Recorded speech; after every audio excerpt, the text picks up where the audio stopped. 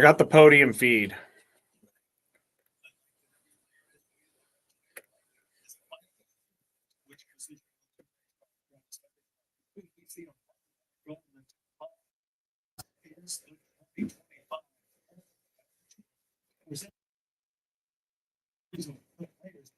Alongside Braden Surprenant and Matt Skraby, here's your host, Ello. Yes, indeed. Welcome to it, everybody. The 2025 National Football League Draft is upon us, and we've got it all for you here this evening on 97.3 The Fan. Also, watch along with us on YouTube and keep track of what's going on in the National Football League tonight. Probably about 4 hours. We'll be here at least till 9 o'clock, breaking down all the picks in the first round. Tonight is only the first round.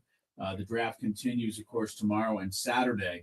But first round is the focus tonight. And guys, welcome to it. The Tennessee Titans are on the clock, and we should have the first pick of the 2025 draft coming up shortly. And Braden, I imagine right off the get-go here, the Tennessee Titans would like to do better with their selection of Cam Ward at quarterback, which is what everybody is almost sure they are going to do.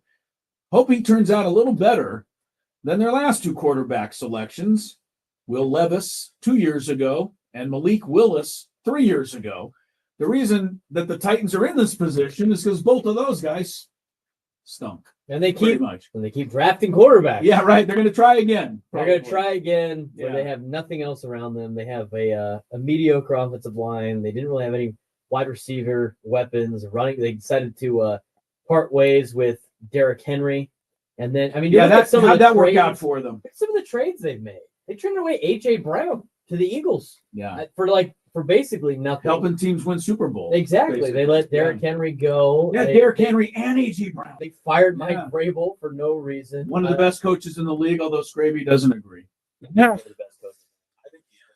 So the Titans messed up in all those different facets, and now what they're going to do is they're not going to play the intelligent game of drafting a quarterback when your team is almost complete and then having the 5 years of a window with a rookie quarterback. No, they're going to draft Cam Ward now, feed him to the Wolves, and then hope for the best 4 years from now and have a 1 year window before you're going to have to sign Cam Ward to a big deal, hoping that you're going to sign Cam Ward to a big deal because he's played so well. Yeah, hopefully he's going to be good. I don't think it's a slam dunk in anybody's mind that Cam Ward is going to be a superstar, but he's the best of the lot, and he is probably going to be the number one selection. In fact, it's almost guaranteed. Now, the news that has been coming in here within like gangbusters, the last half hour, maybe 45 minutes, this has really blown up, and a lot of people think this is really going to happen now.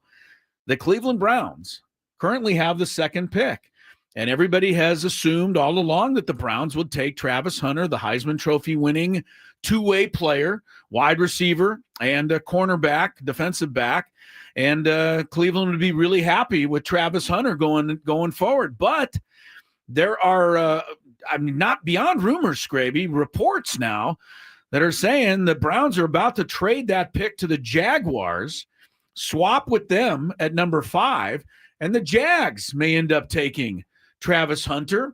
We'll keep an eye on this, but it's too loud to ignore right now. Let me ask you guys this: would you rather, if you're Travis Hunter, would you rather be a Brown or a Jaguar? Oh boy, I might opt for the European League with those choices. Seriously, but, he did say if he can't play both ways, then he's going to quit football. He might need to quit football. He might want to. I think Cleveland. I'll be honest. If you gave me one, I'd give you Cleveland. They've had some success. Jacksonville is a completely with a new head coach, disaster organization that plays half its games in London. So I'd take Cleveland for sure. I think I'd take Cleveland, but. Look, maybe the Browns, think that they can get something better with the number 5 pick and add some selections to this. We'll certainly keep an eye on this. Up until, honestly, Braden, 45 minutes ago, everything I read, everything I had looked up, and I'm sure you had the top 4 picks completely solidified. Cam Ward, number 1 to the Titans. Travis Hunter, number 2 to the Browns. Abdul Carter, the pass rushing edge from Penn State going number 3 to the Giants, and the big offensive tackle at number 4, Will Campbell. Will Campbell, yes, going to the Patriots. And everybody said the draft won't start until number 5. Yeah, it's true. Which is where the Jags pick. Because the question is, will the Jags take Ashton Genty, the running back? From Jacksonville. From that area, yeah, Boise State. But now there could be a wrench in those plans, and it's always fun to have a few trades. Hopefully we'll get some tonight. Yeah, I talked with Eddie Brown on my show at about 1:30, and he'll join us after the first 10 picks. He'll come on and talk about the first 10 picks. Yeah.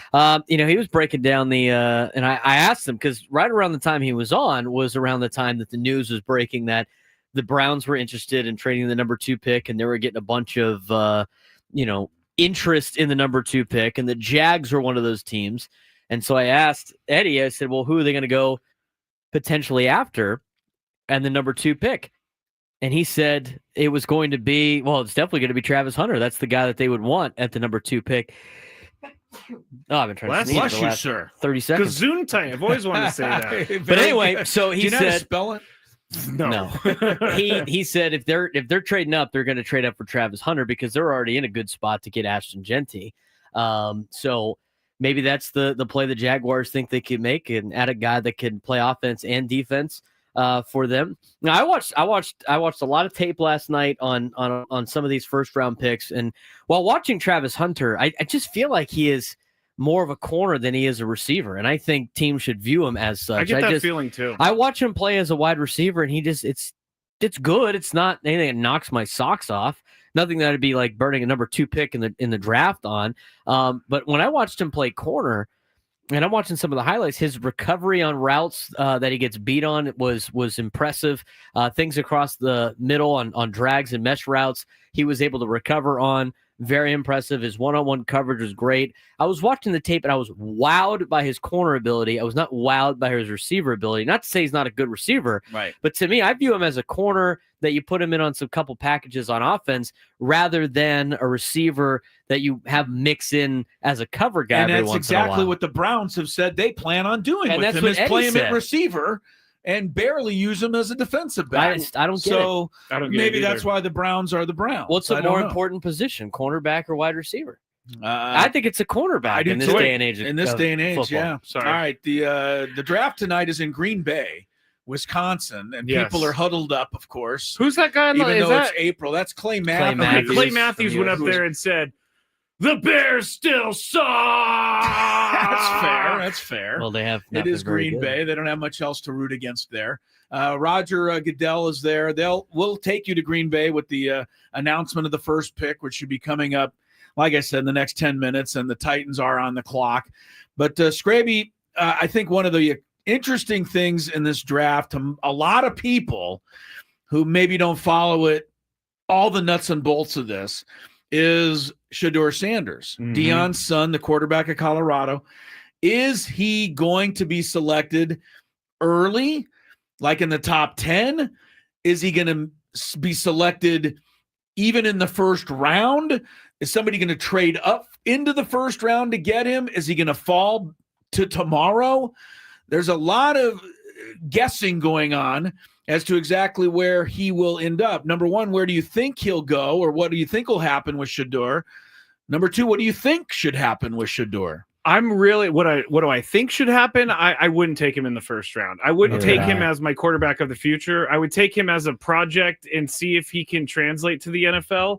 But Shedeur Sanders is, to me, probably, I'm seeing a lot of Steelers right now. Well, they're one of the teams that need a quarterback, and they're the 21st pick. And that would be a good place for him to go because you got DK Metcalf, you got Mike Tomlin, obviously. There's who's the other receiver there? George Pickens is there. And Mike so he has some Tomlin, weapons. Mike Tomlin, as great of a coach as I think he is far from being a quarterback whisperer, right? I mean, he hasn't been able to do with Kenny Pickett or Mason Rudolph or any of these people they've given him. You're talking about the last few years. A team that needed a succession plan. Ben Roethlisberger retired, and they've been looking for a quarterback ever since. They haven't been able to find it. See, I don't think Pittsburgh's a good fit for Shedeur for a couple of reasons. One of them being, and here's, it's fun. JT O'Sullivan was on the show today as well. Former 49er starter. That's right. He lives in San Diego, big Padres fan. I love JT O'Sullivan. Might be able to sneak him on the show on the draft show as well. He does a lot of quarterback film breakdown on his YouTube page, and so I had him on talking about quarterbacks, and I asked him about Shedeur, but he really answered in a sense of all quarterbacks and young quarterbacks. If I'm a young quarterback, JT said, I want to be in a place that has an offensive-minded coach that is free to move the ball around, not in a cold weather place that grinds out games, that has a defensive head coach. And you know what that is? Mike Tomlin That's doing Pittsburgh. anything else. Yeah, I can't. He was a defensive backs coach. He was a DC. He's a defensive coach. They're playing in cold weather. They're going to run the ball all the time. Right? You don't want to be set up. He said that is not a place to be for a young quarterback. That's something that a veteran can deal with.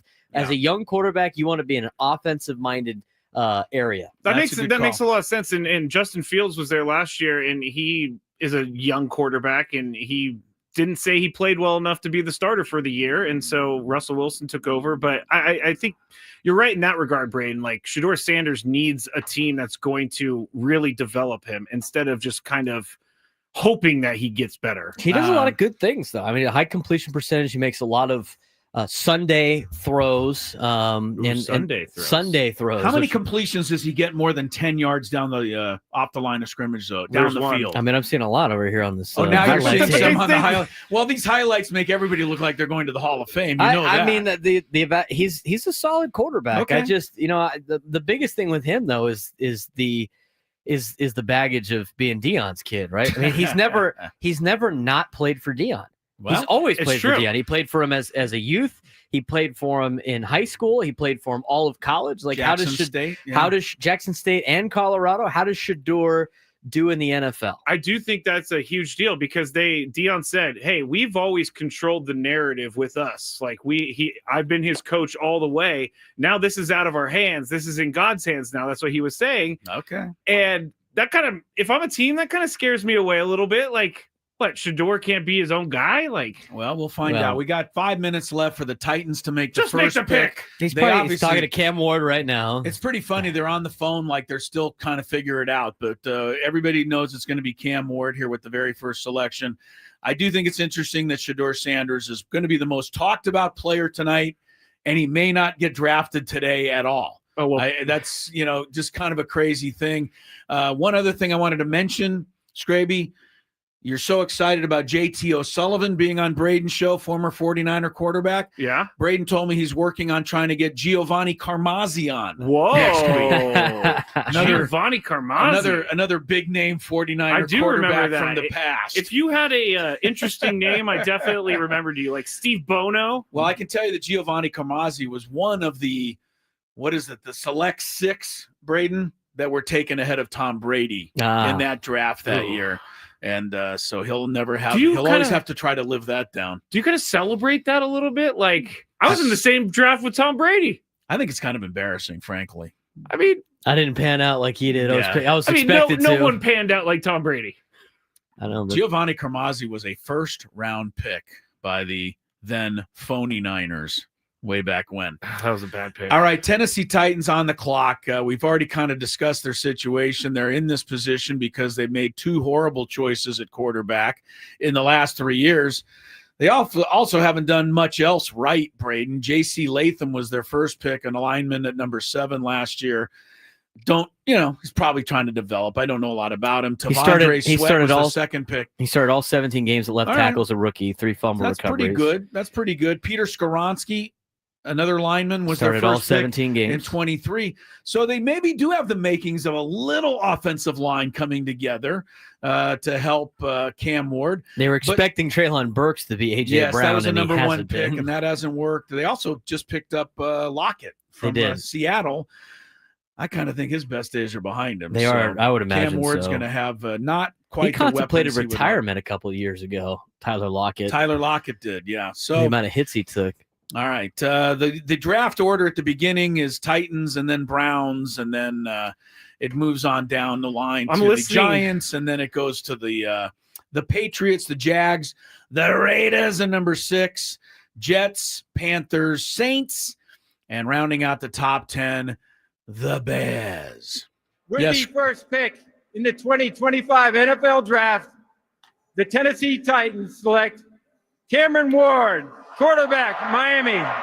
Not surprised. Do you think that Cam Ward asked for his name to be announced as Cameron? That's like one of the biggest moments of his life. I hope he wanted to be called Cameron. We called Jacob Cronenworth Jake Cronenworth. I'm just saying, maybe, I'm sure, if I'm Cam Ward, I would want to record that for prosperity ever, kind of like Tua Tagovailoa. I was just about to say. Mispronounced. Tua Tagovailoa. Yeah. I just hope Cam Ward wanted to be pronounced or be announced as Cameron Ward. All right, the first pick is in. It's who everybody expected. Cam Ward, quarterback, University of Miami. Skraby, you got a little bit more on this young man? Cam Ward, quarterback, Miami. Ward to throw, spins out of the pocket. Sets up and rifles this one down the sideline. Caught! It's rushed up at the 10, at the 5, and he races into the end zone for a Miami touchdown. With 6:07 to go, Miami's back in business. Don't give up on your Hurricanes just yet. Ward was prolific in his final season at Miami, throwing for over 4,000 yards and 39 touchdowns. In his 5-year collegiate career, Ward threw 158 touchdown passes, breaking the all-time Division I record. He's a proven playmaker with strong pocket presence and the ability to create off script. He has all the tools necessary to become a franchise quarterback in the NFL. All right, Cam Ward is indeed the first pick, and as he is walking up to the podium, Jags. They put the logo of the Jacksonville Jaguars up. That's right, the Jags have, as was being discussed the last hour or so. Is that a Jaguar noise? The Jags have struck. They have traded with the Cleveland Browns, and so the Jaguars will have the number 2 pick. We'll talk about what that means in just a moment. We'll take our first break of the evening. We'll be here till 9 o'clock. We are sitting in, by the way, for our happy hour on our regular Gwen and Chris show. We thank our friends at GL Pools. They are the swimming pool experts trusted by thousands of San Diegans since 2006. Baseball is back. So is swim season. Don't forget, call GL Pools. Mention the word radio. You'll get a free month of pool service. Our 2025 NFL draft coverage is underway on San Diego's #1 sports talk station, 97.3 The Fan. Don't go anywhere. Here's how easy it is to get the yard you deserve with Moon Valley Nurseries. Our job is to design your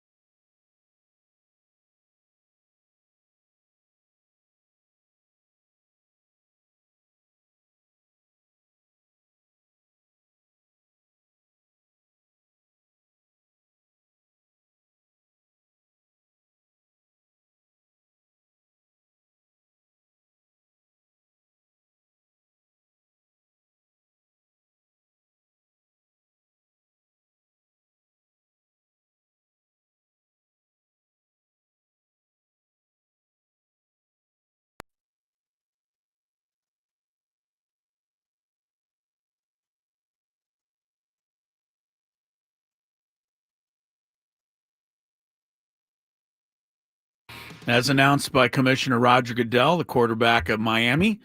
And now the Jacksonville Jaguars. Yes, if you're just tuned in, the Jags have the second pick. They just swapped places with the Cleveland Browns.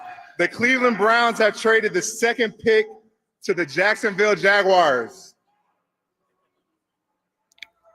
And with the second pick in the 2025 NFL Draft, the Jacksonville Jaguars select Travis Hunter, wide receiver, defensive back from Colorado. There you go. The Heisman Trophy winner is not going to Cleveland, as he probably woke up this morning thinking he was. Instead, he's on his way to Jacksonville. Let's find out more about him. Travis Hunter, cornerback and wide receiver, Colorado. Shador takes a snap. He throws this one towards the end zone. Fighting for it. Up with the football.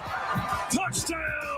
Touchdown, Colorado. In a season of improbable plays, you just saw one of the greatest catches you're ever going to see. He was battling with the defensive back, falling down, made the catch on his back of 23 yards. Number 12. We've never seen anything like him. There's never been a player in the draft quite like Travis Hunter. Not only is he one of the best receivers in the draft, but he's also the best cornerback in the draft. Hunter's unique skill set led him to win the Heisman Trophy, racking up over 1,200 yards and 15 touchdowns on offense, and 32 tackles and 4 interceptions on defense. Some wonder if he can play both ways in the NFL, but Hunter is adamant he can. He is a once-in-a-generation prospect. Well, we'll find out if all that comes to pass. Travis Hunter is on his way to Jacksonville. Personally, I can't think of a more nondescript place to begin your NFL career, but he will have a Trevor Lawrence around him and a young general manager, Braden, and a young coach to try and get things started down there.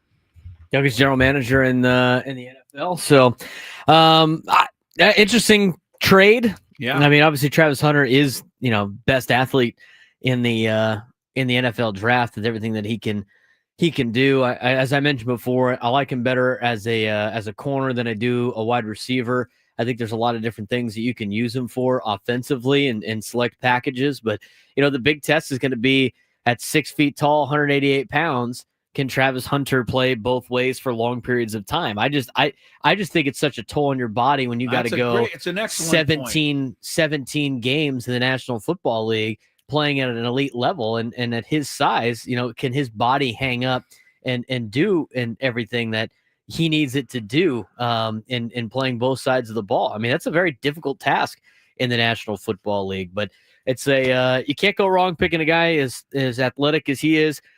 Jags traded up for him.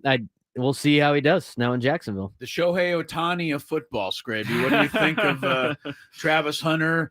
I agree with Braden. I don't think he's physically built to put up with the rigors of 110 plays a game, 50 on each side. No, that's not going to happen. I mean, you get walloped in the NFL. Time and time again. They were just putting up on the screen before the draft that he played like over 1,500 plays last year in college, which is the most in a long, long time. But I too watched some film last night, and as Braden thinks, I think he's a corner too. He has great instinct. Okay. Like, I think you can't teach some of that stuff. You can't teach him sitting on a route and jumping it and pick sixing whoever is throwing it. But Travis Hunter, I think, I love his attitude. I think his attitude is great too. And I think that he's going to be pretty good. He's absolutely convinced that he's going to be great both ways. And in order to have a chance to be that, you yourself going to have to believe it. And he does. So I think it'll be exciting to watch him play. I will also say this for Travis Hunter. I only hope for him and the Jags that he has half as much success as last year's number 2 pick, because Jaden Daniels was pretty darn good for the Washington Commanders out of that number 2 spot last year. All right, so Jacksonville, Tennessee, 2 teams from the AFC South. Not a great division. That division always stinks. Yeah, well, that's why. Look, Houston was in the doghouse for a lot of years there until the draft turned them around. That's true. I got C.J. Stroud and Will Anderson in the same draft. 1 year after they got Derek Stingley, who's a all-pro corner now. So draft can get things changed around. Jacksonville has Travis Hunter. So we got 2 out of the way. Next up, the New York Football Giants. What do you think, guys, with the number 3 pick? You want a moment to think about it? I think they're going to make a mistake. It's Abdul Carter. It's got to be Abdul Carter. They can't make a mistake if they draft him, right? No, that's not a mistake. Anybody else is a mistake. Okay. Well, Giants, you've been warned. We'll take a break. We'll come back. Find out who the number 3 pick is in the draft. Pretty good start, man. We had the number 1 pick, a quarterback, the number 2 pick, a big trade took place, and draft is off and rolling on 97.3 The Fan. We all hear the radio ads about the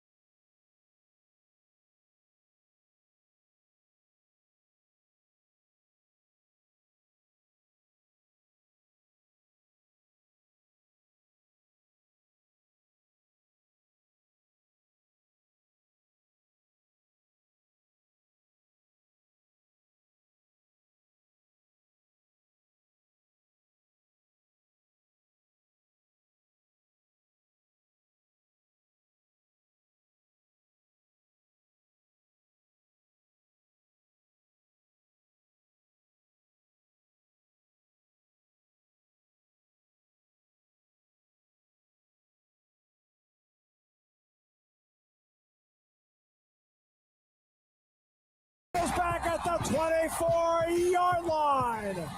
Abdul Carter. Named the Big Ten Defensive Player of the Year and a unanimous All-American, Abdul Carter is the best pass rusher in the draft. In his final collegiate season, he tallied 12 sacks, 66 pressures, and led college football with 24 tackles for loss. He's an explosive athlete with speed and burst off the snap, alongside the power to move tackles into the backfield. Some scouts believe he is the best overall prospect in the draft altogether.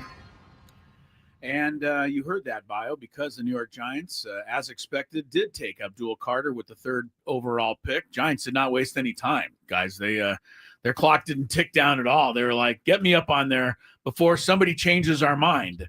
They wanted Abdul Carter. They got him. I could be wrong, Braden, but I think back to the Notre Dame game that Penn State lost in the semifinal. Abdul Carter got hurt in that game. I mean, as good as Notre Dame was, I don't know that they get past Penn State. That was a great game.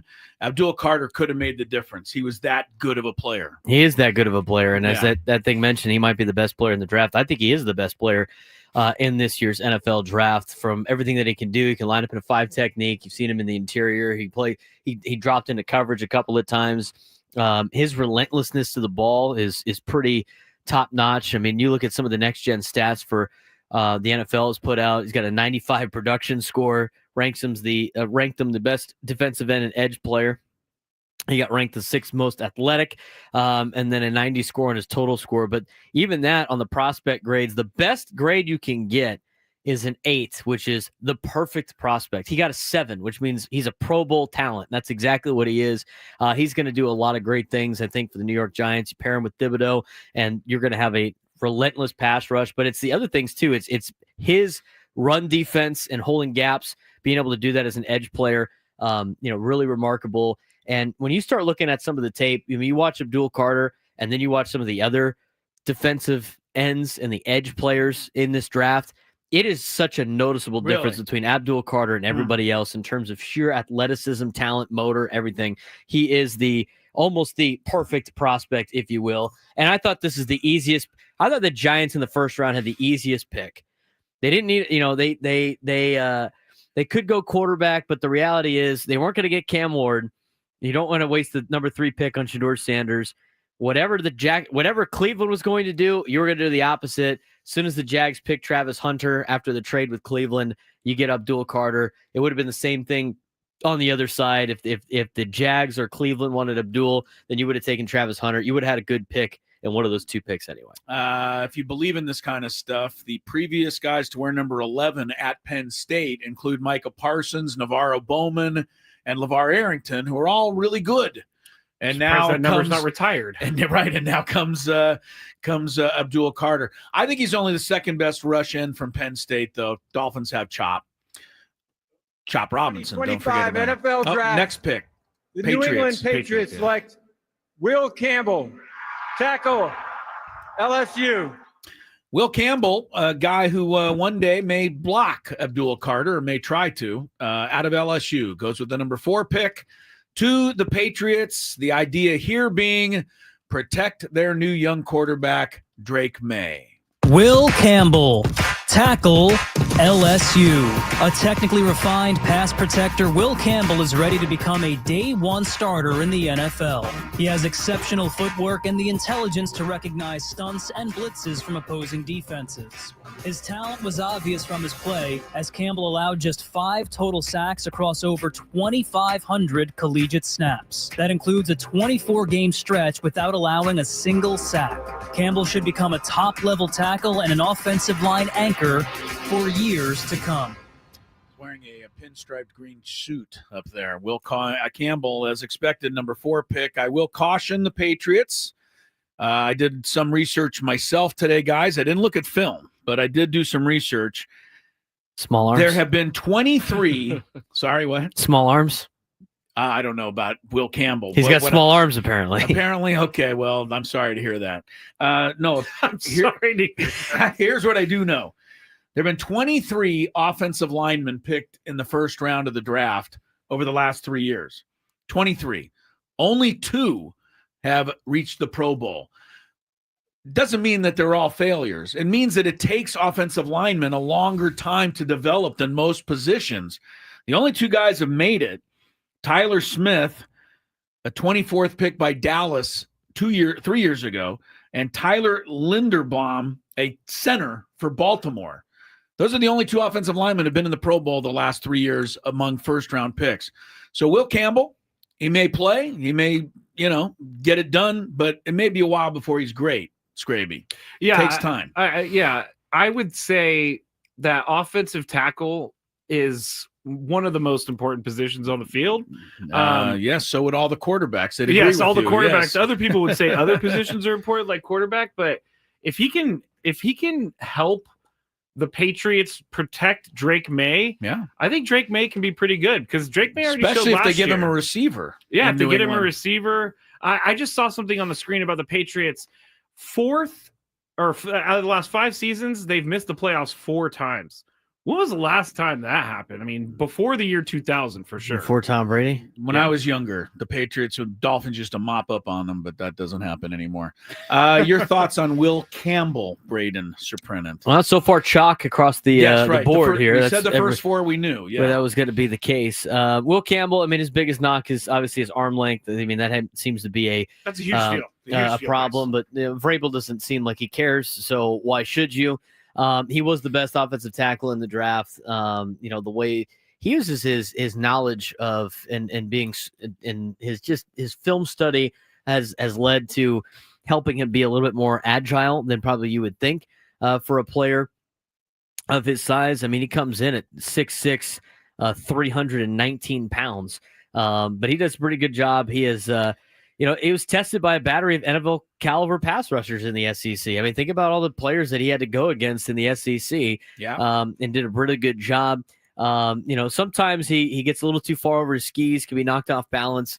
Everybody's got a couple of knocks here and there, but you got to protect Drake May, and that's where your money's invested in is Drake May. I believe Drake May could be a really good quarterback in the National Football League.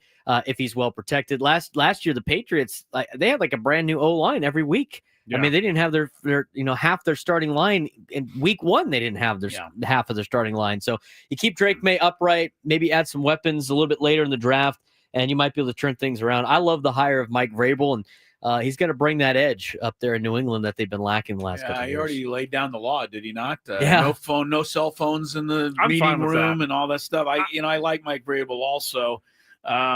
Drake May was also in the Pro Bowl last year, despite all of the things that happened around him. So can we really call them Pro Bowlers now? No, when but that's 7 what guys drop out. That's what they call these guys. He made it eventually. Is it interesting to anybody other than me that Will Campbell is the first pick out of the powerhouse SEC, or does that not matter? I don't think it really matters. The SEC is heads and tails above the whole world. It's an interesting it's just something I observation. Noticed. All right, the first 4 picks are done, and they've gone. The picks have gone as expected. The teams that took them, not necessarily. The first pick, as we know, Tennessee, Cam Ward. We got that. Second pick, Jacksonville traded with Cleveland and took Travis Hunter. Giants took Abdul Carter at 3. Will Campbell, tackle, goes to the Patriots at 4. So now the Browns have the 5th pick. They swapped with Jacksonville. The Browns also picked up a 2nd-round pick in this year's draft. The teams also swapped some later-round draft choices. But what did the Browns do? Let's find out. NFL Draft, the Cleveland Browns select Mason Graham, defensive tackle, Michigan. I love that pick. Well, so do the Raiders, and we'll tell you why in a minute. But first, let's hear about Mason Graham, a talent going to Cleveland. Mason Graham, defensive tackle, Michigan. 3rd down and 11 for the Gophers. Rosemary in a shotgun, takes the snap. Wolverines bring an extra rusher, and down he goes! It's Mason Graham on the jailbreak. Mason Graham again. He made an immediate impact at Ann Arbor, earning freshman All-American honors, and continued to be a dominant force throughout his time with the Wolverines. Graham has a wrestling background, giving him a great feel for leverage and body control. He played well against elite competition, and scouts feel confident his skills will translate to the next level. His raw power, intelligence, and refined technique make Mason Graham a potential Pro Bowler.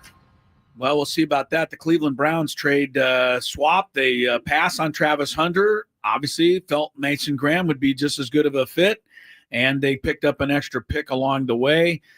Mason Graham is added to Michael Hall, who was their top pick last year, a second-round choice out of Ohio State, another defensive tackle. Of course, Myles Garrett. Do they still have Myles Garrett, Yeah, right. though? Myles Garrett has said he doesn't want to be there any longer. Remember, They gave him more took all that money. money and he changed his he mind? said, Yeah, for he's no fine amount now. of money will I stay in Cleveland. Oh, and then they said, here, found how some about money? this? And he's like, all right, sounds good. So he's there. I did miss that. I apologize. But, yes, the Browns have got I've heard Mason Graham right behind Abdul Carter, Braden. He's really the second best talent guy. Oh, he's badass. They're showing the highlights right now on ESPN. He's lined up in a 3 technique. I've seen him play a 0 technique. He's lined up in a 5 technique. He's not going to line up as a 5 technique probably too much in Cleveland, but wrestling background is mentioned on that voiceover. He's from Anaheim, California. It's a Servite. He was on a Servite team. One of the, and I've said this a couple times already on my show, he's on a Servite team that was actually able to knock off one of the 2 powers in the Trinity League in St. John Bosco in modern day. That was a handful of years ago. That Servite team not only had Mason Graham on it, it also had McMillan from Arizona, as well as their quarterback that they had over at Arizona as well. That team was loaded. He was a big reason why they were able to do that. I mean, beating St. John Bosco at the high school level is just almost utterly impossible, and people that know high school football around here understand that. And that was a really good Servite team not too long ago. He goes on to Michigan and completely shuts down some very impressive offenses, at least from the interior standpoint. But the thing for me is when you see an interior defensive lineman that really is a stopgap and holding his ground and holding his in his gap integrity, as we like to call it. He's very quick. He's very quick for a defensive lineman, especially interior defensive lineman. At 296 pounds, he has got to be one of the more athletic defensive tackles in this year's draft. Got a 93 production score, ranked as the best defensive tackle in the 2025 Combine. I think it's a huge get for Cleveland. Cleveland might have the best defensive line in the National Football League after today. They keep adding, their top pick last year, Myles Garrett, now Mason Graham. Browns figure if they can't get a first down, they better keep other teams from getting too many first downs. It's going to be hard to get a first down on the ground with that defensive line. They got some guys there. They also got the number 2 pick, so that's how the trade worked out for them as Jacksonville ends up with Travis Hunter. Skraby, I mentioned right when the pick was made, good news for the Raiders. I say that because everybody has said the Raiders have been eyeing Ashton Jeanty, the running back out of Boise State, with the number 6 pick. But they had to wait for the number 5 pick to be made first. A lot of people originally thought Jeanty would go to Jacksonville. That trade happened. Cleveland ends up 5.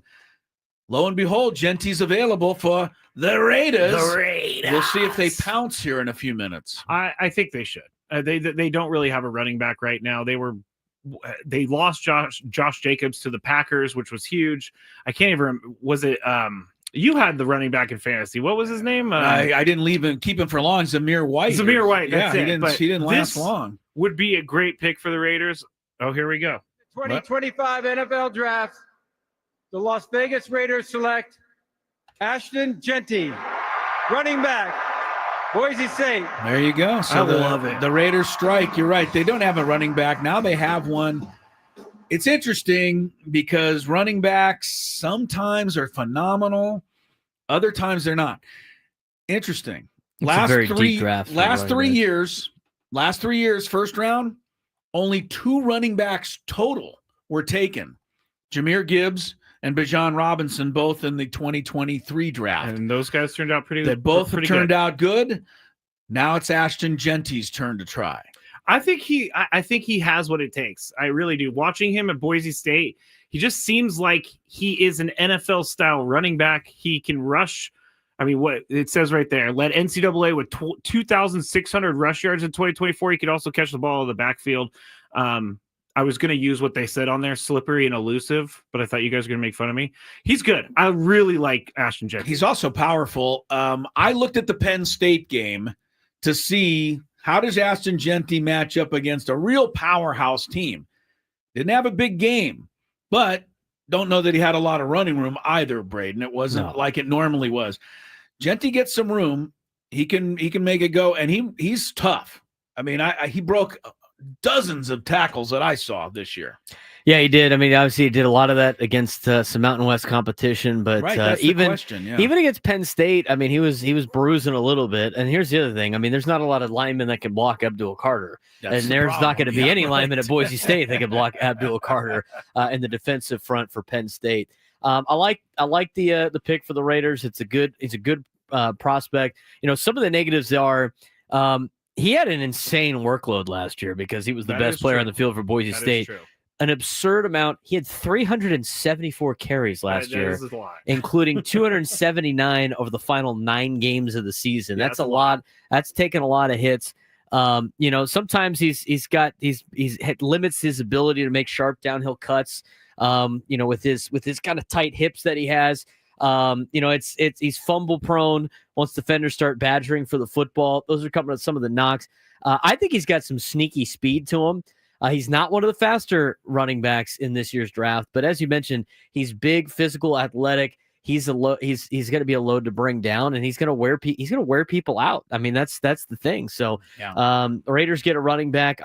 With the way that Pete Carroll is, you know, and let's see what Chip Kelly's got in store for a guy like Ashton Genty. Remember, he's the offensive coordinator now for the Vegas Raiders. So. Okay. Yeah, I don't mind the move. He's, again, for his size, you would think just a bruiser, but he's pretty quick in space. Genty did end up with 104 yards in that game against Penn State, he did. But 30 carries. Yeah, he took a lot of time. What's that on average? Like 3 point something? Well, again, but let's find out some more about Mr. Genty. Ashton Genty, running back, Boise State. Hand off Genty again, up the middle to the 30. Gets to the outside, to the 40, to the 50.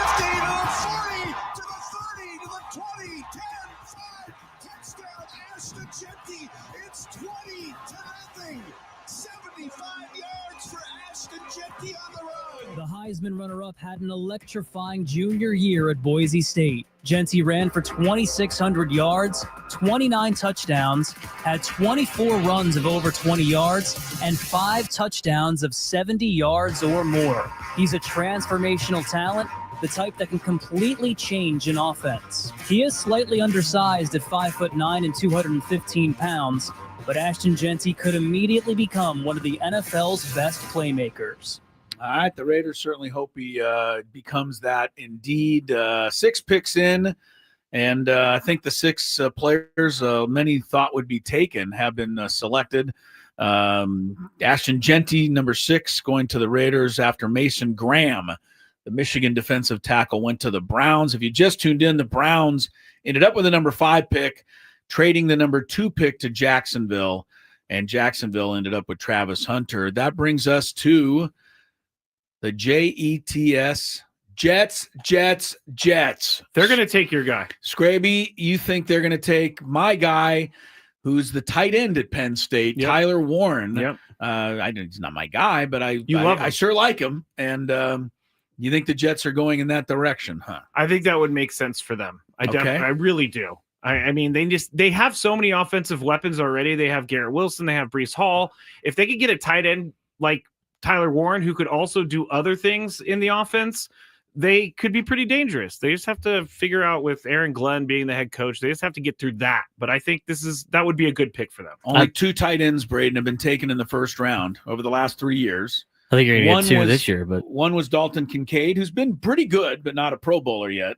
And the other was Bowers, who was the offensive rookie of the year for the Raiders last year. What do you think about the Jets going tight end here? I think they're going to go with an offensive tackle. I think they're going to get the kid out of Missouri, Armin Membo. I mean, that's kind of where he's been slated last couple of times. I mean, they got to build up a little bit on their offensive line. Obviously, a major problem for them. And here, the thing is with linemen, especially in the first round of the draft, there's not a lot of gigantic-sized human beings that are fast walking around this earth that you can have on your team. And when you got to get those guys as quickly as possible. That's the biggest difference between, good college teams and great college teams. The difference in the Power 4 and the Group of 5 are the linemen. And when you can go get good linemen, it's going to help you out. And all the teams that do well in the NFL have arguably the best lines in all of football. And so for the Jets, definitely need to improve the O-line. That is a major need for them. They do need a tight end. It's a very deep tight end class, so I could see them getting one later in the NFL draft, but I bet you they go with offensive tackle. They went with offensive line last year, Braden, and I would love to tell you who they selected, but Olumuyuwama Fashanu from Penn State is not easy to pronounce.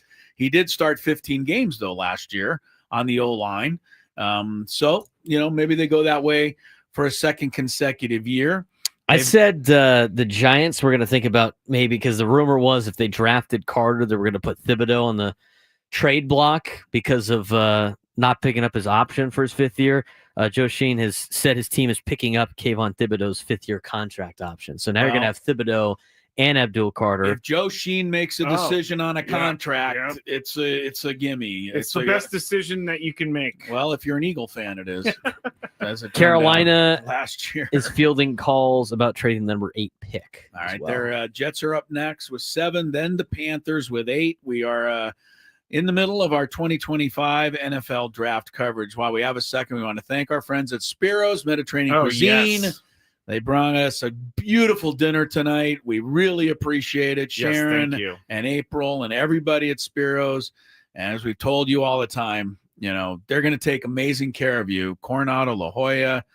Try out Spiro's if you haven't done it yet. We're having some here tonight. I've had about 100 of those pita breads. Don't get me started on the pita bread. Pita bread. I'll and never hummus. stop. NFL draft. The New York Jets select Armand Membu. Braden Surprenant. Missouri. Nice job, Braden. Very good, Brennan. Armand Menu, Missouri. Big, tall, human being who can move on the offensive line. That's a good thing. He goes to the Jets. Here he is. Armand Membu, tackle, Missouri. An eye-popping athlete, he sports a 32-inch vertical jump and a 600-pound squat. Membu is a polished pass protector with quick footwork and tremendous body control. With clear NFL traits, he has high-level upside. The one issue is he's undersized for a tackle, standing at just 6'4". He may struggle against power rushers early on, but even so, his athleticism and ability in blitz pickup give him the potential to become a reliable starter at the next level. Pretty sure the guy said he can squat 600 pounds or bench 600. No, that's either not way, possible. it's impressive. He also had a very good jumping ability. So if he can't stop the lineman, he can jump over them. He looked pretty. You know what? I after watching this tape, road grader is what he is. He's a road grader. Good luck for the Jets with that. Next up is the Panthers at 8. We got an hour down in the 2025 NFL draft.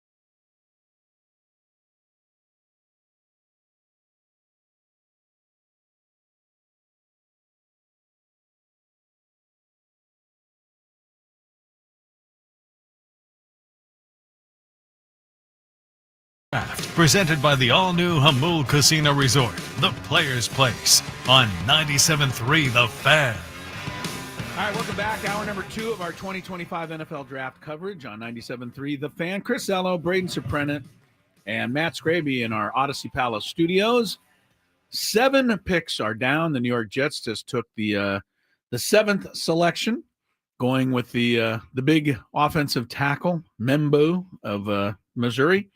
And so we arrive at the Carolina Panthers with the number 8 pick. And it looks like they're not trading it because in their draft room they're all celebrating. So they have come up with their pick is in. So are there any draft rooms where they come up with their selection and they look at each other and go, nah, I don't know. No, they're always celebrating like they just won $100 million.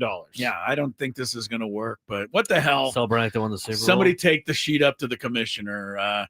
Carolina, what do you think here? Give you first crack, Skraby. Oh, gosh, I don't want to predict after last time. Well, you're going to hit one, maybe. Maybe this one you'll hit. I honestly don't know who the Panthers are going to pick. They have so many holes. If I were the Panthers, I'd go defense somehow because their offense.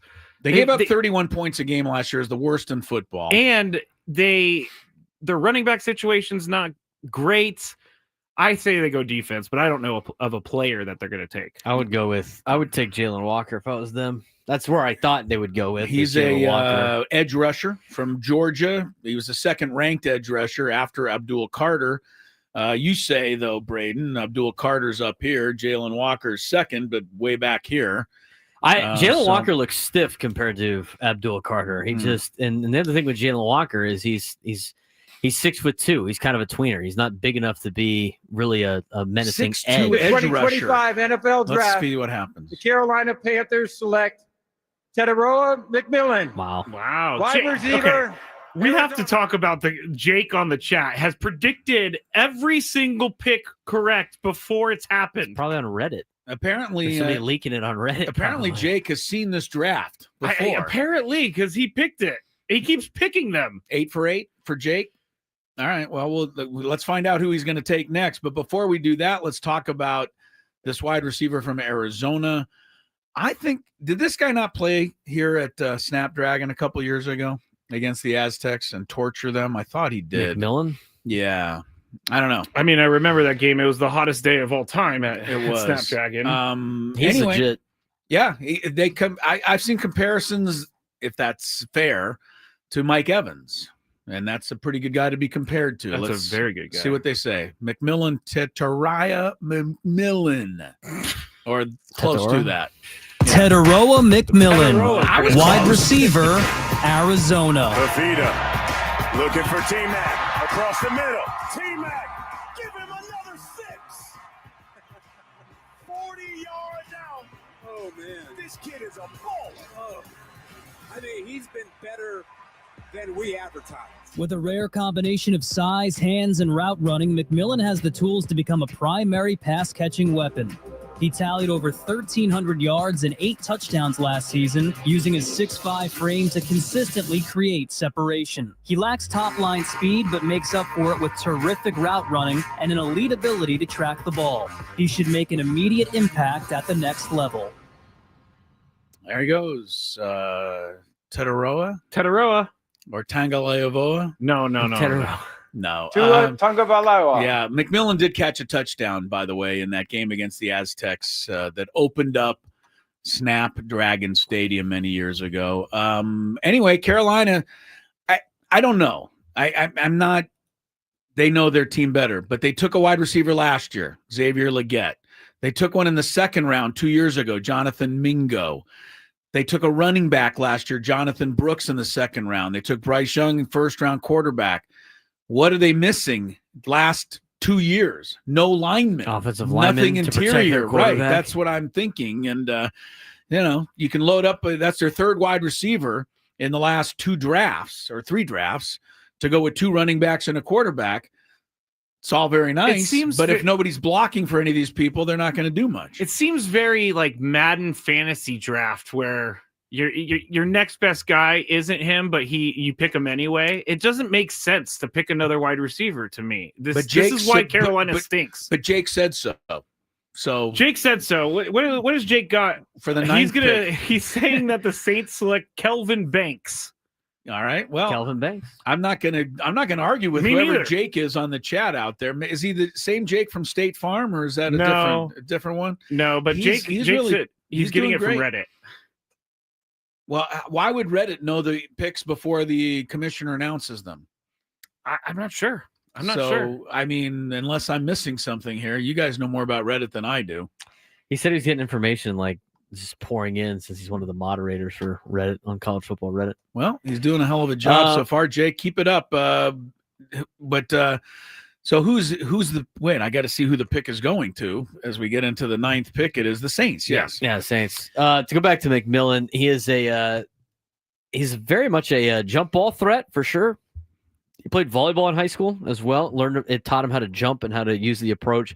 He's used that to his advantage a lot. Kid from Servite. He played with what was his name? Mason Graham or whatever his name is. Yeah, played with Mason Graham at Servite. So now you got a modern day kid throwing to a Servite kid out there in Carolina.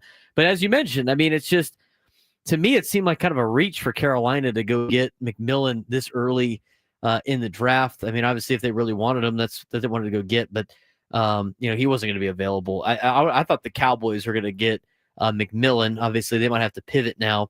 But they have so many other issues. I mean, they continue to draft receivers in the first round, yet they continue to draft in the first 10 picks of the first round, year after year. I mean, you should probably get yourself in a position where you protect Bryce Young, where doesn't matter how open McMillan might be. If Bryce Young is lying on his back for his life already as an undersized quarterback. Right. But maybe if you protected him a little bit, you wouldn't have to have the red rifle go in there in the middle part of the season for Carolina. All right. Carolina Panthers have not done well. The New Orleans Saints, a lot of people originally thought that the Saints would go with Shedeur Sanders because Carr, the quarterback, is maybe out for the season with some crazy injury that he has suffered. So the Saints are kind of quarterbackless. The last quarterback the Saints drafted in the first round was Peyton Manning's dad. Wow. Archie Manning. Wow. I believe that was 1971. Wow, that is a long time ago. And the Saints have been bad for most a long of that time. The only guy who ever 25 NFL draft. The New Orleans Saints select Kelvin Banks Jr. Tackle, Texas. This is getting crazy. This is getting a little absurd with our guy Jake, but stick around if we can name all the picks before they happen. Jake is our guy. Thank you, Jake. Kelvin Banks. You need to start tweeting them out from the fan account, Skraby. It'll be the insiders on Twitter. That's incredible what Jake is doing here. I appreciate you, Jake. And I don't know how you got ahead and you were able to hook up with he explains it in the Christopher Lloyd and Back to the Future and set the DeLorean forward. He's got the almanac. He's getting everything. There's literally 4 million. This is what he said. Here, I'll put it on the thing. Oh, wait, hold on. Let me go on the StreamYard and put it up. 4 million subscribers, fans that rush to post first what their team insiders are saying. He's just seeing what all the insiders are saying. And he's hit every single one. Kelvin Banks, offensive tackle, Texas, now a Saint. Who we got for the Bears, Jake? Well, we'll find out. Let's find out about our boy Kelvin Banks first. Kelvin Banks, tackle, Texas. The winner of the Outland Trophy, the Lombardi Trophy, and a unanimous All-American, Kelvin Banks was a cornerstone of the Longhorns' offensive front. He's a high-ceiling prospect with the ability to excel as either a tackle or guard in the NFL. He's slightly shorter than the ideal tackle, but makes up for it with proficiency in his technique. Banks has the ability to become a Pro Bowl starter on the offensive line. I'll say this for Kelvin Banks. He won the Outland Trophy last year, which goes to the top linemen in college football. So that means he beat out Will Campbell, Mason Graham, Armand Menbo, all who were drafted ahead of him. Says something for Kelvin Banks anyway, going to the New Orleans Saints with the number 9 pick. That brings us to the Chicago Bears. And the Bears, I believe, wanted Genty, so that's out the window. I thought they were going to get Tyler Warren. Well, he would be there, right? Yeah, he's still the tight there. end is there. I've seen some people suggest. Well, I've seen a few things on trades, but one thing I saw was that they ought to the Bears ought to move down here and give the Colts the 10 pick so that they can get a tight end. But we've only had the one trade. Yeah. I saw somebody say we're going to have double-digit trades tonight. Double-digit? We always hear that, and then it never comes to pass. But I remember the year that Myles Garrett was selected number 1 overall. Everybody knew that for months going into it. But then, like, Mel Kiper in the morning, I'm hearing that some other teams are, the Browns aren't going to be thinking about Myles Garrett. It's just no one knows, Chris. Well, they do, except for Jake. Jake knows everything so far. He's taken over the show. He's honestly. out now. He's got to take his kid. He's got to go pick up his kid from baseball practice. Well, Jake, thank you for your help. We now will be in the dark with everybody else on the number 10 pick. I'll give you a shot, Skraby. Since Jake is out, can you hit one here? No, but I'm going to say no. I'm going to say Tyler Warren. You're going to try Tyler. If you guess Tyler Warren every time, you're bound to be correct at some point. Exactly. Unless he just drops out of the top. Unless he doesn't get taken at all. I had the Bears taking Tyler Warren. All right. Well, we'll stick with that. The Bears had Cole Kmet, who was in a bad tight end. No. But Warren gives them some other options for sure. I would personally find somebody to block for Caleb Williams. If I were the Bears, he got sacked a lot last year. He got sacked a lot. Now, they blamed a lot of it on him. They just say he's one of those guys who holds on to the ball too long. That might be one way of looking at it. But if he does hold on to the ball too long, then it would be prudent to draft a lineman to let him hold on to the ball longer. Because Caleb Williams, everybody thinks is going to be incredible. And I don't think we got a fair look at him last year. What do you think, Braden? I don't think he's going to be incredible. Not incredible. No, I think he's okay. He's got to mature a little bit. Skraby doesn't like him because he cries. No, why do you say things like that? Because you not said the that. Truth. I thought it was weird that he jumped into the stands with his mom and cried after a game. Yeah. Why is that so bad? Because he's a college football player who's about to be drafted number 1 overall. You got to show that you can handle your emotions a little bit. Okay. I have no problem with him crying in the locker room, crying in the tunnel, but jumping into the stands to cry in your mom's arms is a little much for a college athlete. He's too much of an eye guy. The things that stick with him. I mean, but you're talking about Caleb Williams? Caleb Williams is too much of an eye guy for me. I don't see it lasting in the NFL. I'm not in love with him either, but I also think he was up against it last year. I'm pretty sure he had the worst coach in the National Football League until Eberflus was fired. His O-line wasn't very good either. Right. That's why I think I'd go offensive line here. You got Cole Kmet. I'd ride with him, even though it seems like Tyler Warren is kind of a shiny object. Tyler Warren's the best tight end in the draft, and he could do it all. And Jake Waters says it's going to be Colston Loveland from Michigan.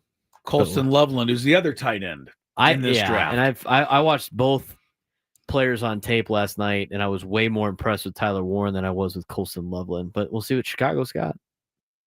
They're actually doing a memorial to Steve McMichael right now. Which is very nice. Jalen Walker is maybe the best available player still. A little bit. He's not been yet taken. He's down to number 10 and maybe going, a little bit lower here. So we got a minute or two to recap what you may have missed if you're just tuning in on the NFL draft. The number 1 pick was Cam Ward, or Cameron Ward, as he was announced by the commissioner. He went to the Titans. Travis Hunter was the number 2 pick, but not by the team you thought. Jacksonville traded up to get him at number 2. Abdul Carter, 3 to the Giants. Will Campbell, tackle, number 4 to the Patriots. Cleveland went back to 5. Mason Graham, defensive tackle, Michigan. The Raiders got their running back, Ashton Genty of Boise State. Membo, the big offensive tackle, going at number 7 to the Jets. McMillan, the tall, rangy wide receiver, 8 to the Panthers, who we didn't think need another receiver. And Kelvin Banks, the tackle, Outland Trophy winner, just went number 9. Here's 10. Bears getting booed in Green Bay. Select Colston Loveland, tight end, Michigan. Well, we have somebody else who knows the picks on this side. Now that Jake has left, Braden is Jake said it. That's why I responded. Oh, Jake did? Yeah. I feel very inadequate. I kind of do too. I mean, we're sitting here and we don't know anything, and this Jake is on the chat or wherever he is, just picking every single guy correct. You're like, Skraby, who's going next? I don't know, Tyler Warren. And Braden goes, Colston Loveland. It's Colston Loveland. Colston Loveland. I think Tyler Warren's better. Tyler Warren. We'll find out. That they will probably forever be compared to each other. But Colston Loveland is the first one. The Bears get him out of Michigan, Skrabe. Colston Loveland, tight end, Michigan. Two receivers split to the left. Colston Loveland to the right. Toss sweep. Connell running right. He's going to fire. He's got a man at the goal line. Caught.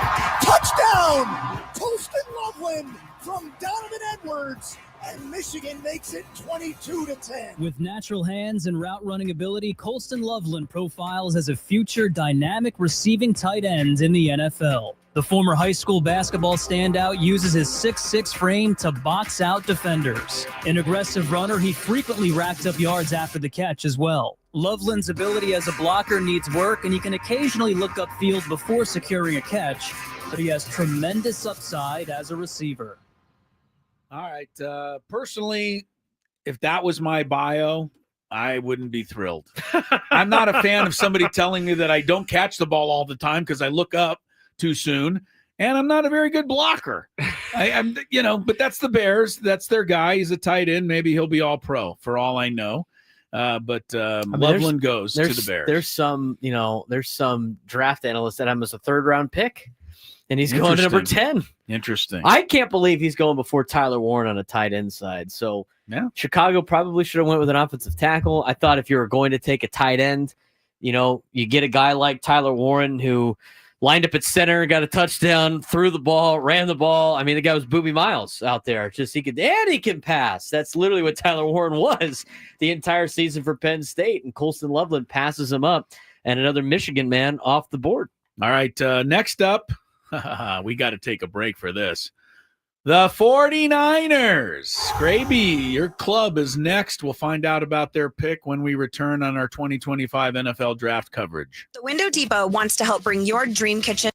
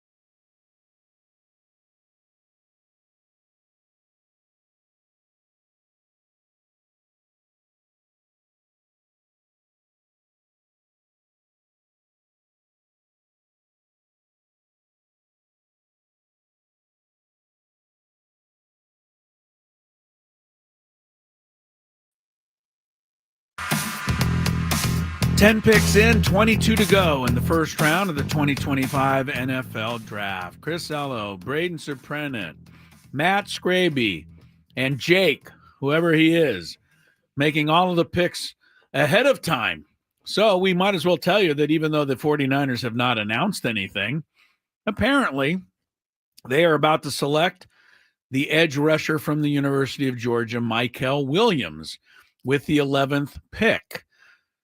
If that is true, Skraby, will you be a happy man for your 49ers? Yes, I love when they take defensive linemen, and I would be fine with it. Either that or an offensive lineman. Don't be cute. Don't try to take a skill player or anything like that. The 49ers have any players left on their roster? Didn't they pretty much purge everybody this offseason to make way for Brock Purdy? I mean, they don't have anything. Brock Purdy, but yes, they purged a lot. They certainly. Debo's gone. Yeah. What's the linebacker's name? The guy who came back. Team. Why can I not remember? He tore his Achilles in the Super Bowl. Why can I not remember his name? I don't know. Anyway. I'm not helping you. Thanks. He played against the Rams in the first half and was incredible. I don't know why I can't remember this guy's name right now. Dre Greenlaw. Dre Greenlaw. That's it. No longer a 49er. That's why you can't remember his name. Hufanga is also a Bronco with Dre Greenlaw. All right. Well, the 49ers are going to do – after all, Skraby, I always like your comment on the fact that they are coming into this season off a last-place finish. Yes, that's right. How did they finish last in that division? 6-11, Chris. That's how. But nobody could have predicted that, right? When the season started. No, I mean, Christian McCaffrey pulled the wool over our eyes for all offseason and then didn't play for the first 9 weeks. It was bad. You got a few more minutes to complain about the 49ers before they make their pick official. No, here's Goodell. All right, let's see if it's our guy. For your sacrifices to defend our country's freedom. Thanking the military. Thank you. Oh, come on, Roger. With the 11th pick in the 2025 NFL Draft, the San Francisco 49ers select Mykel Williams, defensive end, Georgia. As the saying goes, Braden, if you can't beat them, join them. Yes. And apparently Jake knows all the picks, so we might as well join him and predicted correctly that Mykel Williams would go to the 49ers. Edge rusher from Georgia. This has to make his former teammate Jalen Walker feel pretty good that he hasn't yet been selected. But let's find out about the newest 49er. Oh, he looks good in that 49er hat, too. I bet. Mykel Williams, defensive end, Georgia. Play fake, yours. Steps up, moves to his right. He's going to be sacked back at the 18. Dogs got to him. Mykel Williams gets the sack. Texas going back here on this possession. At 6'5" and 265 pounds with rare power at the point of attack, Mykel Williams has wowed scouts with his physicality. His talent showed in the SEC championship game where he notched 2 sacks and 5 quarterback pressures against one of the best offensive lines in the country. His explosiveness is rare for his position, and scouts rave about his competitive toughness. He's a rising talent that has all-pro potential. Love it. Mykel Williams going to Skraby's 49ers. I did see that he is a 2-time second-team All-SEC performer. Makes you wonder who's beating him out both to the last 2 years. But, hey, he's your guy at number 11 for the Niners who need to I'm happy about it. Well, why not? I mean, they shipped out everyone, as you said. They need to start rebuilding somehow. They made a couple trades to get some more picks, so hopefully they're going to finish Lynch last again. Get used to it. I hate when you say Braden, that. what do you think of Mykel? No, he's a good player, right? Coming off of playing on a really talented Georgia Bulldogs team. A lot of people thought that Jalen Walker was the better option than Mykel. So very interesting. Obviously, the Niners thought differently. Mykel, 6'5", a little bit different than Jalen Walker at 6'1". So maybe that's where it came in about to be. But got to build on the in the trenches out. John Lynch has done a great job doing that for the Niners. Getting back to it with this pick out of Georgia. All right, Mykel Williams, Field Yates rated him only the 5th best edge rusher behind Jalen Walker and 2 other guys one from Marshall, Mike Green, and another from Texas A&M, Shamar Stewart. So sounds like a terrible pick, Scrape. 25 NFL draft. Next one. The Dallas Cowboys select Tyler Booker, guard, Alabama. Interesting. Awesome. That'll get everybody excited. And Big D, a guard for the Cowboys after they talked about taking a wide receiver, Braden, but the wide receiver they may have wanted wasn't there.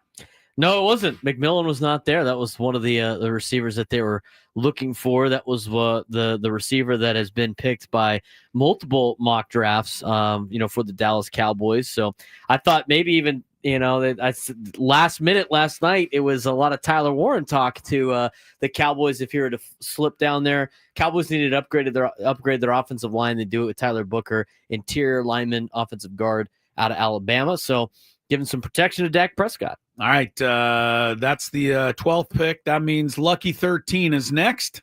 Oh, I got to put him on the board. And that would be the Miami Dolphins. What stupid move will they make? We'll find out when we come back from a quick break here on our 2025 NFL draft coverage. Chris, Braden, and Skraby on 97.3 The Fan. Flowers aren't the only thing blooming. So are the deals at Hyundai of El Cajon. Lease a 2025.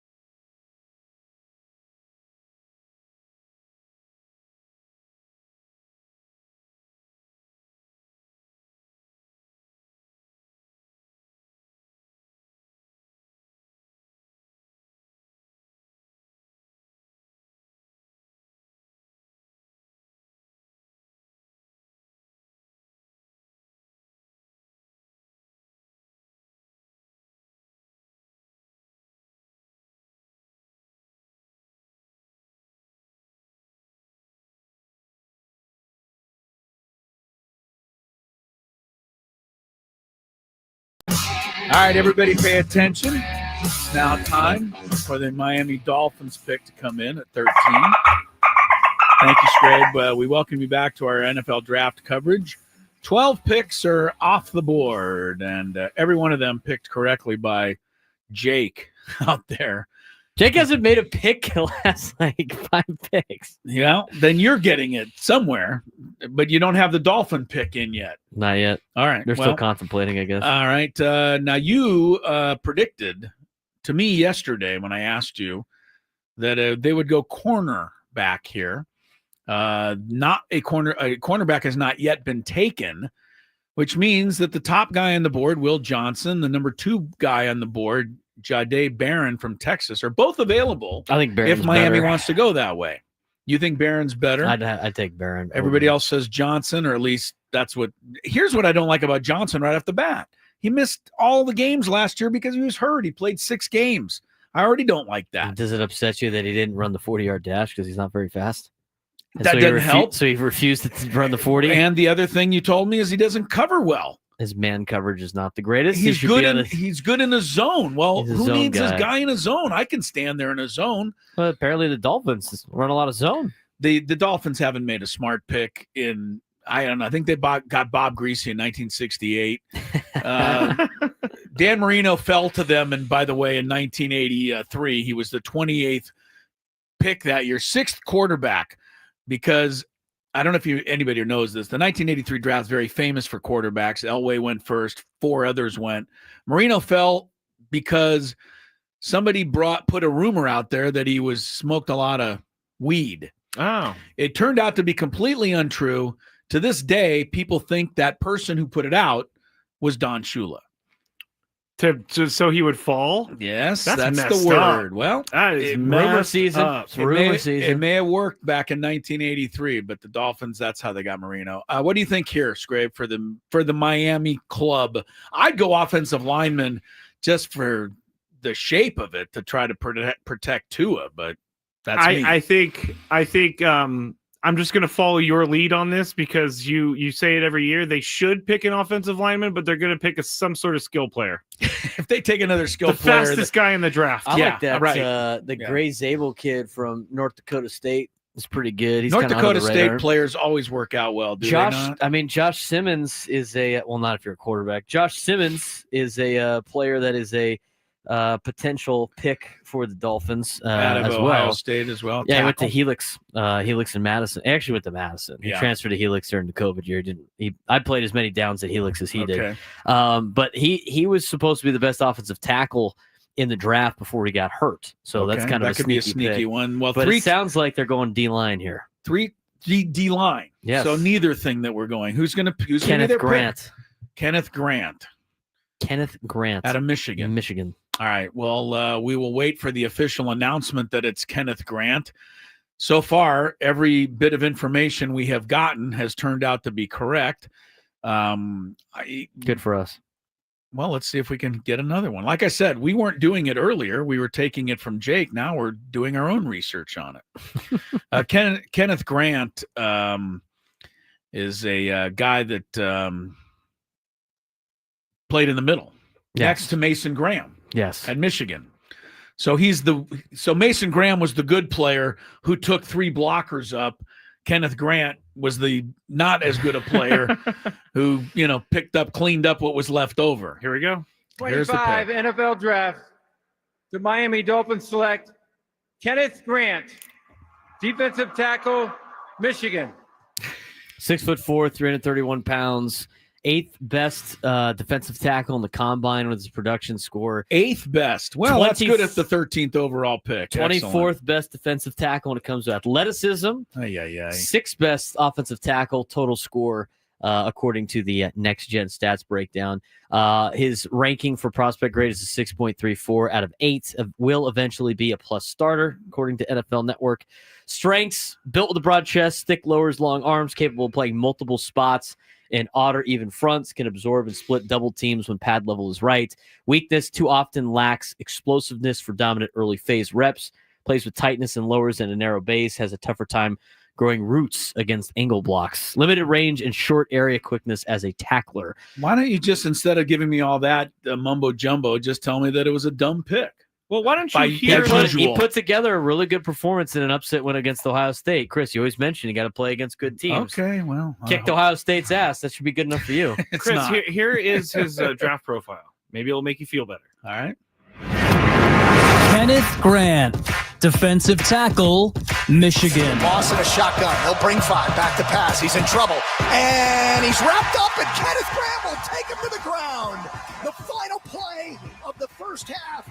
And Moss is buried by Kenneth Grant, and he is slow to get up. Only a 3-star recruit, Grant developed into one of the best defensive linemen in college football. He was hugely impactful in Michigan's national championship run in 2023 and proved his worth as more than just a run stuffer. He has great speed for his size, can get after the quarterback, and rarely can be handled by one-on-one blocks. He's already a terrific player and has the ability to become one of the best defensive linemen in the NFL. Wow. There you go.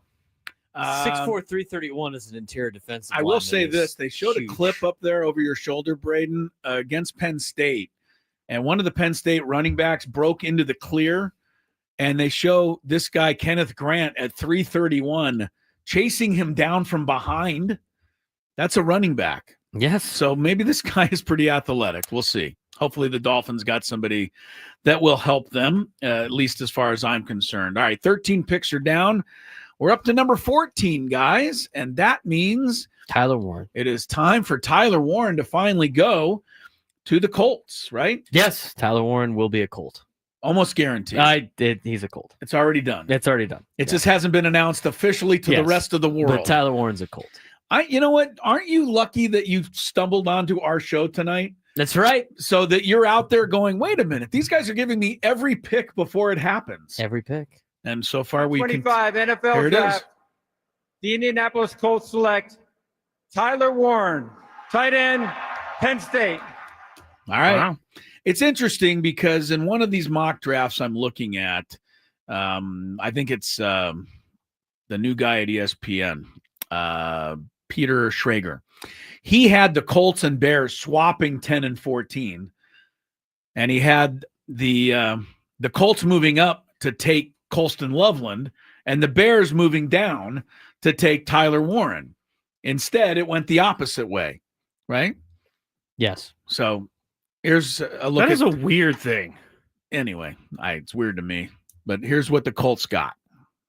Tyler Warren, tight end, Penn State. Allen is to the right. Warren tight right. Motion by Clifford away from us.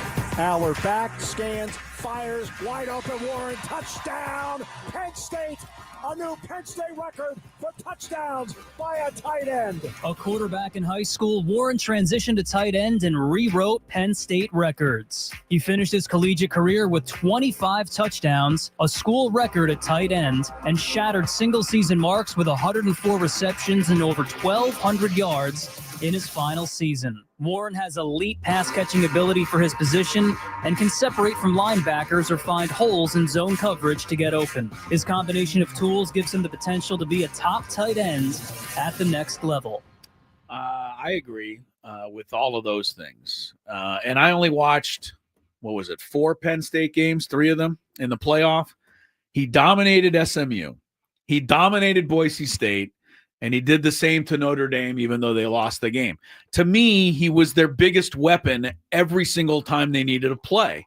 And he made it, Braden. So I don't see why he's not going to be a really good player. He's legit. He was fun to watch all season long. You look at this is a play against USC where he lines up at center as an eligible center because of the way the line was configured, and they caught a touchdown pass.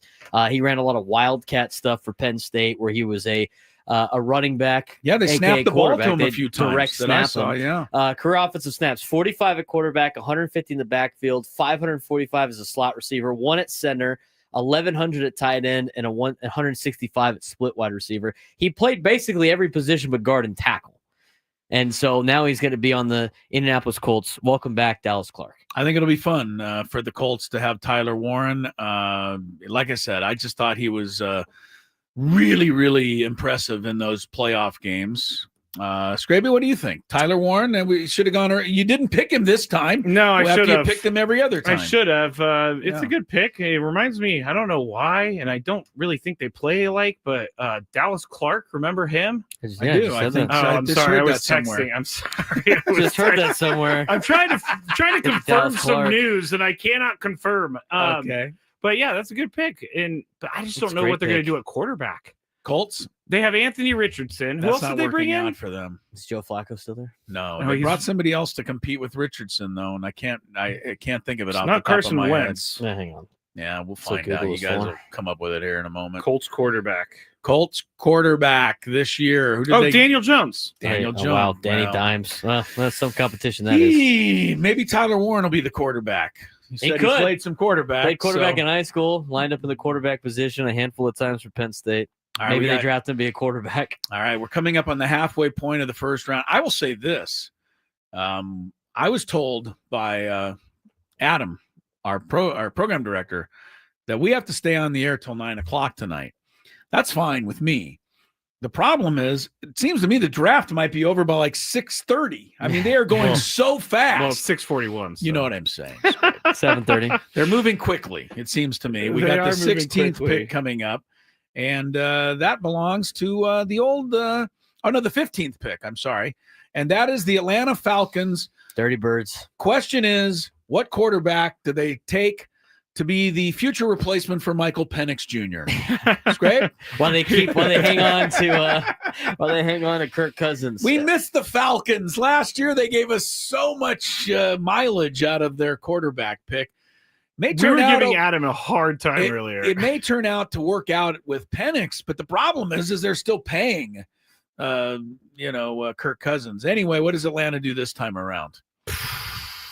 They can't take a quarterback. They can't. If they take Shedeur Sanders, then they're officially the dumbest organization in NFL history. So, I had him taking the kid out of Marshall at edge and Mike Green in my mock draft. But, another edge rusher, perhaps. Yeah, another edge rusher, perhaps. But Wasn't I don't know, Marshall a team that quit before the bowl game? Yeah, they didn't want to play. They're like, they didn't have enough. No, they had too many guys enter the portal. Oh, that's they what didn't have. They didn't have a team left. The whole team went into the portal. The whole team went into the portal. Yeah. All right. Well, we'll see. Somebody will tell us before they actually make the announcement. It'll probably be Braden. What I'd like to ask monitoring it right now is who is like the good player that's falling that is like should have been taken a long time ago. There's always somebody that slips through. Jalen Brooks. Is it? Yeah. It's got to be him right now. It's the edge rusher from Georgia, right? Or Correct. Jalen Walker? Darrell Walker, yes, right. Jalen Walker. Okay. Because he was the number 2 rated edge rusher, but he has not yet been taken, and some others behind him have been selected. I could see Atlanta taking him, just being around, because a lot of mock drafts had them taking Mike Green, which is the same position, but Jalen Walker's available. He's from Georgia. That doesn't matter. The Atlanta plays in Georgia, but they don't think of that stuff, I don't think. Daniel Jeremiah had the Falcons taking Jalen Walker in his last mock draft. All right. Well, we'll find out. Anything surprise you, Skraby, yet? Other than the silly McMillan reach one. that the 49ers made? They did not make a reach. I like their pick of Michael Williams. I like it. Okay. I don't think there's too many surprises. I mean, we already expected the trade up for the number 2 pick when the Jaguars moved up to get Travis Hunter. Right. Shedeur sliding is not surprising to me at all. Yeah, he doesn't even seem like he's being discussed at the moment. There's no team drafting right now that needs a quarterback. Next would be Pittsburgh at 21, right? Yeah, because next up, after the Falcons, it goes Cardinals, Bengals, Seahawks, Bucks, Broncos, which all of those teams basically have a quarterback, except for maybe the Seahawks. Who do they have? Seahawks? They traded Geno Smith, and they picked. I thought they got somebody back in return. No, they just signed somebody. I can't remember. This is why you guys are the experts. Oh, Sam Darnold. Sam Darnold. That's right. That's right. They gave Sam Darnold money. Okay. Well, good luck to the Seahawks on that one. All right. Right now it is the 15th pick. What? Oh, the pick is in. They took it all the way down. I'm waiting for him to say something in my ear. We didn't tell everybody who it's going to be. Well, we don't know yet. We don't know yet. So we're going to have to find out with everybody else this time. Can't stand being a normal what the heck is right this? now. This is not fun. Well, the Falcons, I think, are going quarterback. I mean, it just makes so much sense right here. What do they got with their wide receivers right now? Well, they got Drake London a couple years ago. Do you guys think that Drake London is actually good? Because everybody says he's this like number 1 wide receiver. He's great, but I don't see it. Or is it the quarterback play he's had? Well, he's had, in his career, he's had 3,000 yards, 15 touchdowns. Most of it was last year. I don't know. I think he's pretty good. I think Michael Penix is going to be really good, Jalen Walker. Though. Oh, it is Jalen Walker. Thank you, Braden. I couldn't go forward unless I knew the pick ahead of time. That's right. He's the edge rusher from Georgia who's fallen maybe into the lap of the Falcons here. Seemed like everybody had him in the top 10. Falcons are going to get him at 15 if the commissioner ever is able to. Don't worry, Arthur Blank's on it up there. Arthur Blank, they're celebrating in the Falcon War Room. Yes, and in a shocking moment of happiness, like it's just so funny. Arthur Blank had the most cringeworthy hug at the golf tournament or the golf league with Billy Horschel. It was awkward. Chris, is one of those hugs where you want to let go, but the other person isn't letting you go, so you're just sitting there while they're hugging you.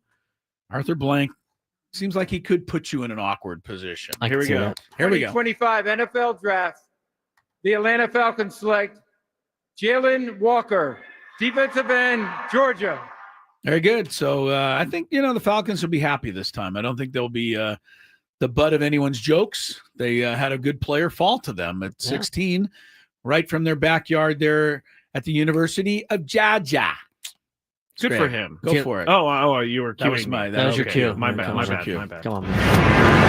Jalen Walker, linebacker, Georgia. Ewers out of the shotgun, straddling the goal line. Oh, he's going to go down, I think. Yeah, Jalen Walker got it as he had 1 foot in the end zone, 1 foot out of the end zone. That was close to being a safety. Kirby Smart and the Bulldogs have been a factory for NFL talent on defense, and Jalen Walker is no different. He's a terrific run defender, utilizing his size and speed to close out on opposing backs. Like Nakobe Dean and Azeez Ojulari, he also makes an impact as a pass rusher off the edge. Walker has a relentless motor and great lateral agility off the snap. Some scouts worry that he lacks length, which could limit his pass rush ability, but even so, he has the potential to be a difference maker at the next level.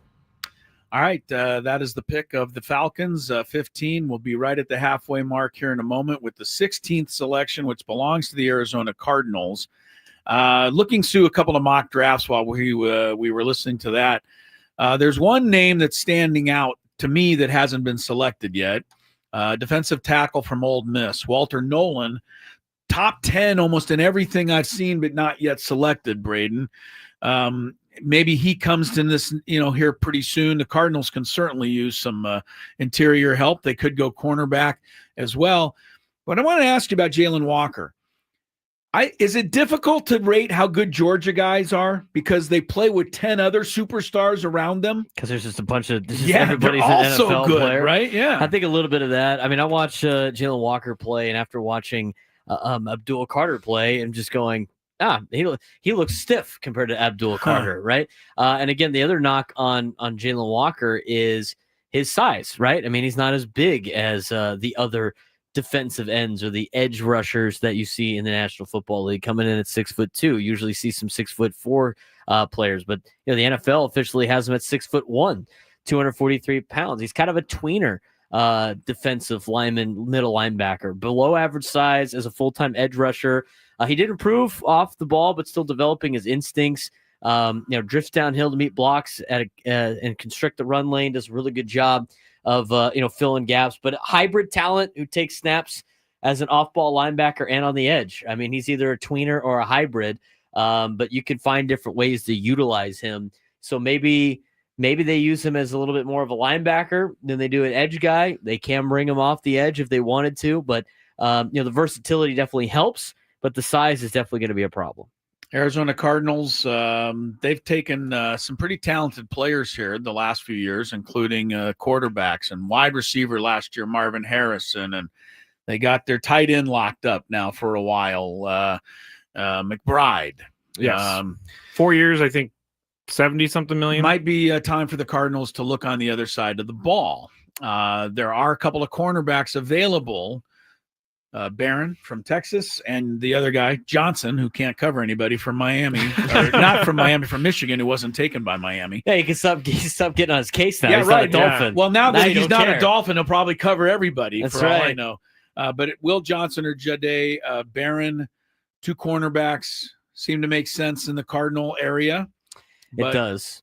But the Cardinals were talking about potentially. Cardinals are also the worst owned team in the league. They are the worst run team in all of professional sports. Is it Bidwell still? Yeah. Yeah, it's They're pretty a disaster. bad. I mean, they always get rated really low on like team amenities in that end of the season player review. They don't care. Well, they don't care. I've seen like Daniel Jeremiah. I thought they'd go receiver with Emeka Egbuka. All right. Which would be, to pair him up the with Ohio Marvin Harrison State Jr. guy. Oh, 2 Ohio State guys. But again, Arizona, they should protect their smaller quarterback and Kyler Murray, who ends up getting knocked out every year because he's getting a beating back there. You would think they'd protect him a little bit, but we'll see. All right. It'd be nice to go on the defensive side too, as you mentioned before. I think a receiver would be kind of a waste for them. They have Budda Baker, who's basically the captain of their defense. They can build around that a little bit if they take a defensive guy. Well, he's badass. Harrison last year, Paris Johnson, offensive lineman, McBride the year before that. Haven't gone defense for 4 years. So I think the time is now for the Cardinals. We're waiting to get the sneak peek. We're just looking to Braden to tell us who it's going to be before the commissioner actually announces the commissioner walks up there. No, They're showing Matthew Golden. So, that would all. I mean, he's a good player too. But like, I had in my mock draft, I had Matthew Golden going to Arizona, wide receiver. But I don't get the wide receiver aspects of the Cardinals. Seems like Egbuka would be better than him if you're going to go wide receiver at this point. And it's going to in be my unofficial opinion, your boy Walter Nolan. Oh, see, Walter. That's I'm glad I brought him up. Good pick for the Cardinals. They need to help out their interior line. Walter Nolan, interior lineman, Cardinals. The commissioner will make that official in just a moment. Pick in the 2025 NFL Draft, the Arizona Cardinals select Walter Nolan, defensive tackle, Mississippi. All right, we got to start working through this Reddit stuff to start predicting the winners of games and horse races. I mean, I feel like I'm cheating over here. Like the commissioner, every name Braden's been able to, come up with it before he announces. Are we ruining it for everyone? I guess they're in their car. I'm kind of enjoying it at this point. What's the difference between us saying it and then the commissioner finding it on saying Twitter? I mean, there's no difference, but I guess we're kind of forcing it on people. But we do have a delay on our radio, so it's probably timing out perfectly. That's a good point. That's a good point. I love this. I'm having a ball getting all the picks ahead of time. I think it's fantastic, to be honest with you. Do you want to hear about Walter Nolan? I do, and then we'll be at the halfway break. Take a break. Walter Nolan, defensive tackle, Ole Miss. Quick pass near side. Frazier makes the catch, but nothing's there, and he's going to be tackled. The ball's out! The ball's out! Did the Rebels recover it or not? The ball came out. Ole Miss thinks they have it. Walter Nolan, do they? Yes! The Rebels with the football. Yes, number 2 comes away with it. Walter Nolan just flips it to the sidelines after he makes the recovery. The anchor of a defensive line that set a school record for sacks and tackles for loss, his presence on the interior improved the play from the rest of the team. He has impressive quickness despite being over 300 pounds and consistently gets leverage on opposing linemen. Nolan has a natural ability to get to the quarterback and is hugely impactful in the run game as well. He progressed year by year at Ole Miss and can quickly develop into one of the NFL's best interior linemen. All right, good pick apparently there by the Cardinals, although he's certainly no Kenneth Grant, who the Dolphins selected 3 picks ago. We know that's not going to happen. Kenneth Grant. Best pick of all time right there. Yeah, I'm looking, by the way, at the biggest reaches according to the Peter Schrager picks. Yep. He had my guy, Kenneth Grant, going 22nd. So up 9 spots. But a bigger reach, according to Schrager, would be the wide receiver that Carolina took, McMillan. Yeah, I think that's kind of a They reach. had him down at 19. He went 8. Those are the 2 biggest reaches so far. And you wonder why these teams are bad sometimes. Dolphins. Perennially bad. Dolphins and Panthers, yeah. You have to be able to draft Tigers well. don't mind. I don't know. I don't wonder why the Dolphins are bad. I know why they're bad. They're dumb. Pretty simple. Who's their GM right now? I Chris Greer. That's right. He's not good. Gives guys named Chris a bad name. Thank you, Chris. Yeah, you're right. And last people named Greer, too. Same problem. That's right. Take a break. We're halfway through the first round of the NFL draft. We'll find out. Shedeur Sanders is still out there. And why do you think he stayed home? Second half of he didn't want to sit there and get the camera up in his mug the whole Dion night. said it was because he deserves a big party. Talk to Eddie Brown when we come back, too. Good. Eddie Brown with some insight. We appreciate that when we return.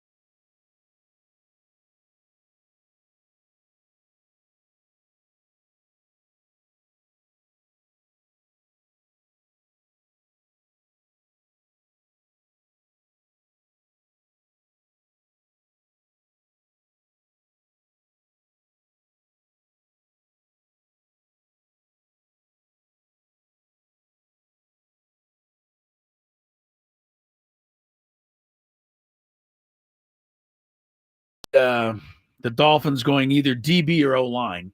So, of course, they didn't do either. Eddie Brown joins us from the San Diego Union Tribune. How are you, sir? Are you enjoying the draft? Oh, yeah. It's been kind of a wild ride. I mean, Cleveland got us started right. Yes, a nice trade early on with the Bengals or the Browns and the Jags switching up there. What has stood out to you, so far, Eddie?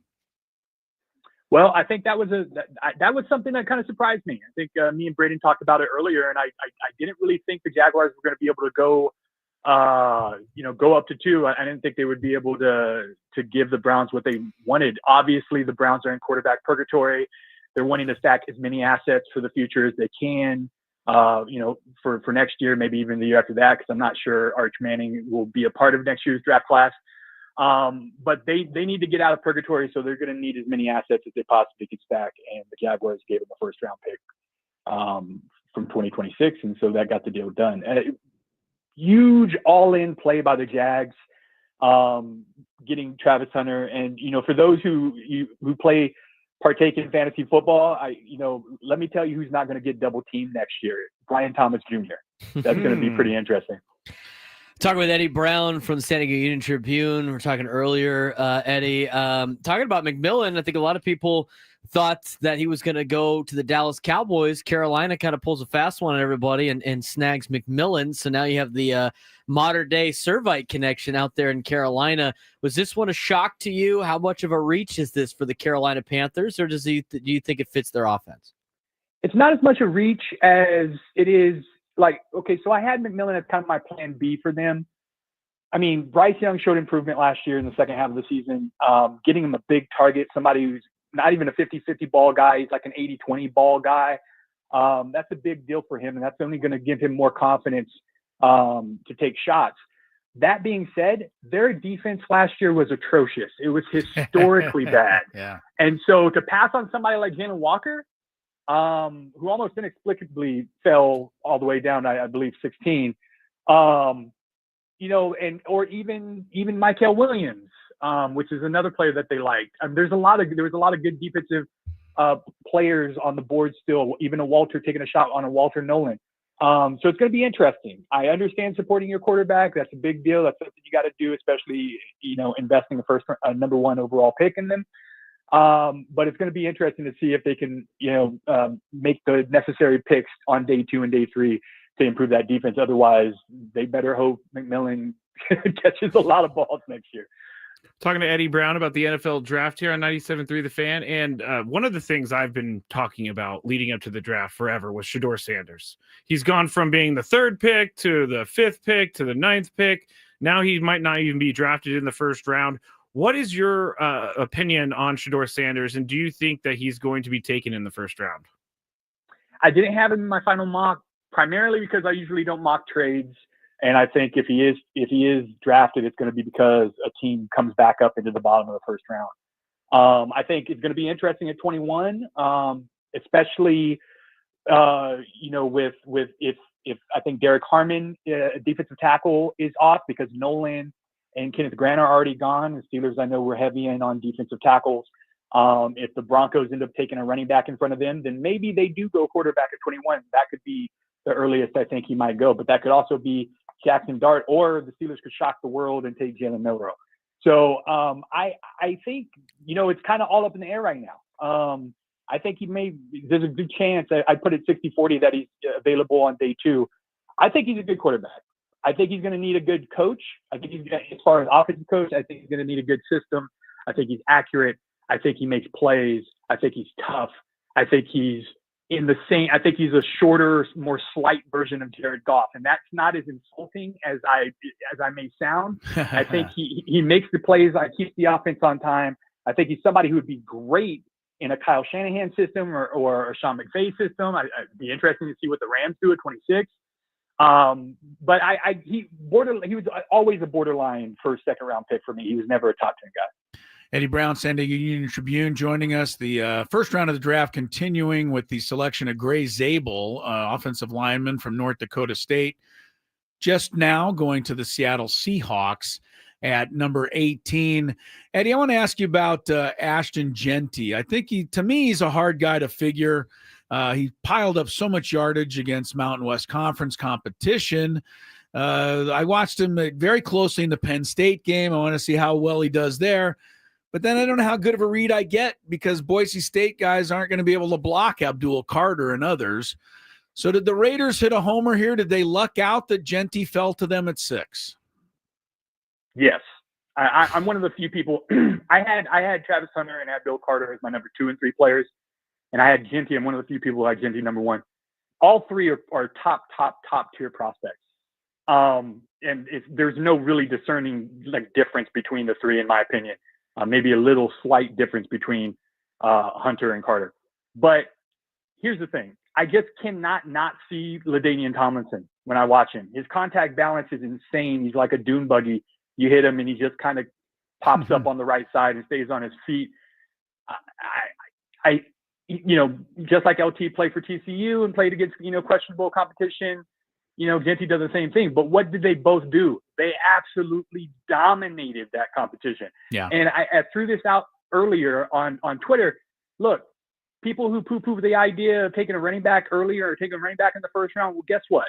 Since 1966, 16 of the 19 running backs that ended up in the Pro Football Hall of Fame were drafted in the first round. 16 of the 19 running backs. Only 3, Thurman Thomas, Curtis Martin, Terrell Davis, ended up making the Hall of Fame. So if you're going to draft an elite running back, better do it early, or you're not going to get a top tier guy. So I think it's an absolute home run, and they kind of got lucky because I really thought the Jags were going to stick and take him at 5. When Tyler Warren kind of fell, Eddie, and got down to Chicago, I thought for sure he wouldn't be on the board anymore. The Bears obviously like Colston Loveland a little bit more than Tyler Warren. Colts really lucked out and are able to get Tyler, who, as an organization have not really had anything since Doyle at tight end, and maybe got a little with the number 44. I think a lot of people are thinking of Dallas Clark in Indianapolis. Why did Tyler Warren fall to the Colts? And are you surprised that Loveland was the first tight end off the board? I was a little surprised. I'll have to give some kudos, a little shout out to Matt Miller over at ESPN. He was vehement that Loveland was going to go ahead of Warren this entire process. And he ended up mocking Loveland to the Bears at 10. So kudos there. I was a little surprised, but they're both highly ranked. There's a lot of teams that had them both in their top 10 on their draft boards. I think the only reason Warren's in a falls to 14 is kind of luck, is that the teams in between the Bears and the Colts, they weren't going to draft a tight end. And so it was a fortunate situation for Chris Ballard, but man, what a player. They need those types of players on offense. They need somebody that's going to take the pressure off of Anthony Richardson or Daniel Jones, whoever it may be. And I think they got them a real one in Warren. Eddie Brown, good stuff from the San Diego Union Tribune on tonight's NFL draft. Before you go, Eddie, give me just a quick one on Cam Ward, the number 1 overall pick. Hard to translate what you do in college with a good, great team around you at Miami to going to the Titans, who don't have a whole lot around you. How much can we expect from him right away? And I asked that. You used to not be able to ask that about a quarterback because they always had to sit for a couple of years, but not the way it is anymore. Right. The thing, this entire process, the thing that stood out the most about Cam Ward, besides the arm talent, besides the ability to make, off-platform throws, and the idea that he doesn't really shrink in big moments, was the fact that he improved every single year. He spent 6 years in college, across 3 different programs, across 2 different levels of competition. He improved every single year. And so that tells me he's got the makeup that when he gets to the next level, he's probably going to take his lumps, because everybody does, but he's going to work and he's going to figure it out. And there's no real reason he can't continue to improve in the NFL either. So I think in a weak quarterback class overall, I think the Titans got the one that has probably the highest upside. Eddie, really good. You got anything more for Eddie? I could be selfish and ask about do it, Michael Williams. That's about the Niners. Yeah, might as well. I'm a huge Niner fan. Tell him it was a reach, Eddie. Please. Don't tell me even if it wasn't. Reach. Just tell him anyway. I really like the pick. I think the 49ers are a bare bones crew right now. Is this guy going to help them right away? Look, as a former Niners season ticket holder and a lifelong Niners fan. Okay, there you go. I had them Shamar Stewart. I had Shamar Stewart mocked there just because I know Chris Kasurek was a huge fan. But here's what I'll say about Michael. If he wasn't banged up during the process and he was able to work out during the draft process, he would have been a top 10 lock. If he wasn't banged up during the season, if he would have been healthy for the Bulldogs last year, I think he would have challenged Abdul Carter as the first edge off the board. So that's the type of upside and potential. He's going to be a stud run defender day one. So it's all going to be about developing his traits and getting him up there, up to speed as far as a pass rusher, because Georgia played him everywhere, and that's what they do. And they put him through the meat grinder. You don't really get a chance to see what they actually do the best. So it's going to be interesting, but he's going to get coached up by Chris Kasurek. Robert Saleh is going to have him. So I'm looking forward to see what he has.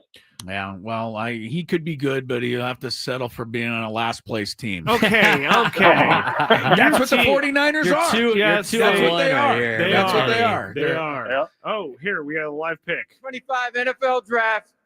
The Tampa Bay Buccaneers select Emeka Egbuka, wide receiver, Ohio State. But never's a good sign when people are like, "Oh, they wanted McMillan, their wide receiver. They couldn't get him, but they get Egbuka. Since we still have Eddie on the line, Eddie, are you surprised that Matthew Golden is still on the board with the other receivers getting taken off the list? I am. I thought he was a dark horse for the Seahawks at 18. I thought he was kind of a dark horse for the Bucks at 19. So it is kind of interesting that they went with Egbuka. But I definitely thought Egbuka was a first rounder and he was going to end up going. I just thought he'd probably make it to the back end. Doesn't seem like you go too wrong with Ohio State wide receivers. No. Just about all of them work out. Eddie, thanks so much for your time. Really enjoyed the conversation, and I always have enjoyed your stuff in the paper, and I think first time I've had a chance to chat with you. So appreciate you, and nice having you part of our draft show tonight. Thank you.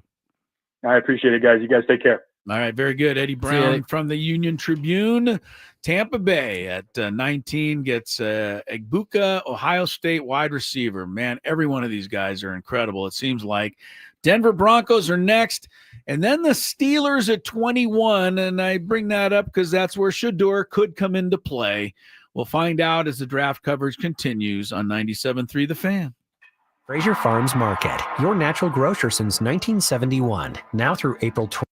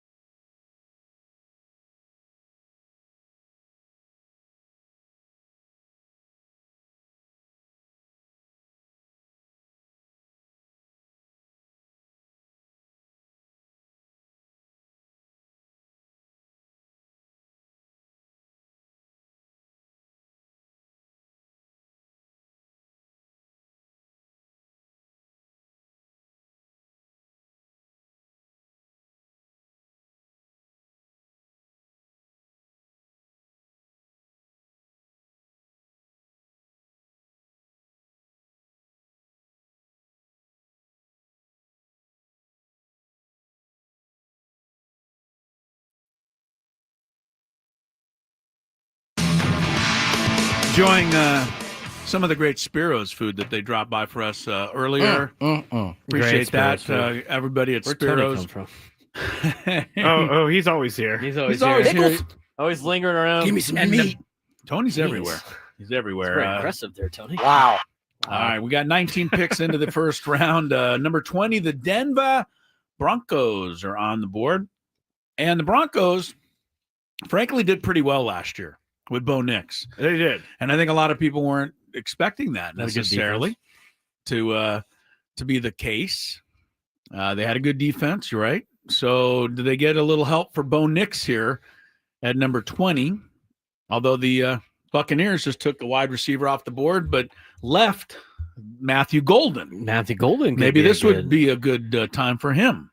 What do you think? Say the pick is in. All right, so they're not trading it. I was curious to see if anybody would try to trade to get in front of the Steelers. Oh, for Sanders? For Sanders, like the New York Giants or something like that. Obviously, that's not the case. I don't think a lot of teams think the Steelers are going to take Shedeur with the 21st pick, but we'll find out, I guess, shortly in the next pick. But looking at the Mel Kiper's best available, Shedeur, Will Johnson. I've seen a lot of picks of Omarion Hampton, the North Carolina running back, going to Denver as well, because they do need some help with their ground game. And Sean Payton likes a guy like that. And then, again, Josh Simmons, the Madison Warhawk turned Helix Highlander, who played at San Diego State and was a stud before he went to Ohio State, and was a stud there. If he didn't get hurt last year, he was going to be the number 1 overall offensive tackle selected. So that's another guy that's out there for some teams to take a chance on in the first round. Apparently, Will Johnson, everybody heard your breakdown of the guy that he can't cover and he's not fast. He's not defensive back from Michigan. The breakdown on him was keeps dropping farther and farther in this draft, but so does the other cornerback. I think the other from one's, Texas. I think Texas's guy is better. But both of those guys, neither of them have been taken yet. The only cornerback taken in the draft so far is Travis Hunter. And people may not even think he's a cornerback. And I think he's the best cornerback. But I'm just saying that he's not even necessarily listed as that. So it's kind of interesting to me. But we got the Broncos up right now. It is World Wish Month. Oh, sorry, I don't want to. Roger Goodell's always doing his first corners off the board. And it's going to be which one? Jedi Barron. Jedi Barron from Texas. Which I thought he was better than Williams at Michigan. So you were right about that. I would say if I had to rank the corners, at least of the ones that I saw last night, number 1 corner, definitely Travis Hunter. Number 2 was Barron. And then I'd probably go 3 on Williams. I mean, you want to pair this guy up with already the defensive player of the year from last year? Nothing wrong with having 2 great corners. I mean, that makes your defense, that makes all the other 9 guys be free to do all kinds of good 2 stuff. 2 lockdown corners. I think it's good. Pretty of course, good. We don't know that this guy's a guaranteed lockdown corner. It'll be a rookie. True. That's true. But when is the commissioner Here we go. No, it's actually this young gentleman. In the 2025 NFL Draft, the Denver Broncos select Jedi Barron, DB, Texas. Hey! What was that for? Well, he sounded excited about it. Of course, he's announcing a pick at the NFL Draft. Yeah, I'm giving him a little support there. He was they did it through Make-A-Wish, so that's actually really they cool. do a lot of fun stuff with the draft like that. All right, so cornerback, Texas, Jedi Barron. You want to hear about him? I do. I've been dying to hear about this guy. I know you've been talking to me about him for like months. Yeah. Jedi Barron, cornerback, Texas. Boom down to 9, Georgia from Bulldog 31. Shotgun snap to back. Sends it out left. Intercepted. Jedi Barron. Barron 25, 20, 15, 10. Turns it down to the 9-yard line. Jedi Barron brings it all the way back to the 9. A 3-year starter that logged over 2,400 collegiate snaps, Jedi Barron is a polished technician that is coveted by NFL scouts. He improved each year at Texas, leading to him being named first-team All-SEC last season. He's an extremely intelligent player that can bait quarterbacks into mistakes and disrupt timing and routes. He understands complex coverage schemes and has the athletic ability to become an elite cover corner. Well, Broncos will certainly hope so. Yes, they will. Maybe they've found themselves their next Champ Bailey, one of the great names in NFL history. I do love that way. name. Yeah. And his brother, remember his brother's name? No. Boss Bailey. Boss. Also played in the NFL. I also loved when I was growing up, Lawyer Malloy. All right. That was a good name. one. Yeah. If I'm not mistaken, I think he had 4 picks. 2 of them went to the house last year. But they didn't find that on the highlight. They had him stopped at the 9-yard line. Right. There on that one. And then you look at he's a big nickel corner. He played a little bit of both last year. He's got great instincts, and when you look at his instincts and some of his, pre-game recognition or study tape, the best strength that I see listed on the page was ran receivers routes for them like he knew the play. That's elite. That's elite level stuff. And when you when you cannot when you are limited in man coverage and may not have the top end speed to carry vertical routes by yourself, where it you helps make to up know for what they're it going to do before they know, is being smart. So that's a huge strength for him, obviously. And we'll see what they got. I mean, again, short arms seems to be a problem for a lot of people. Short arms could impact ball production and tackle success, but short arms.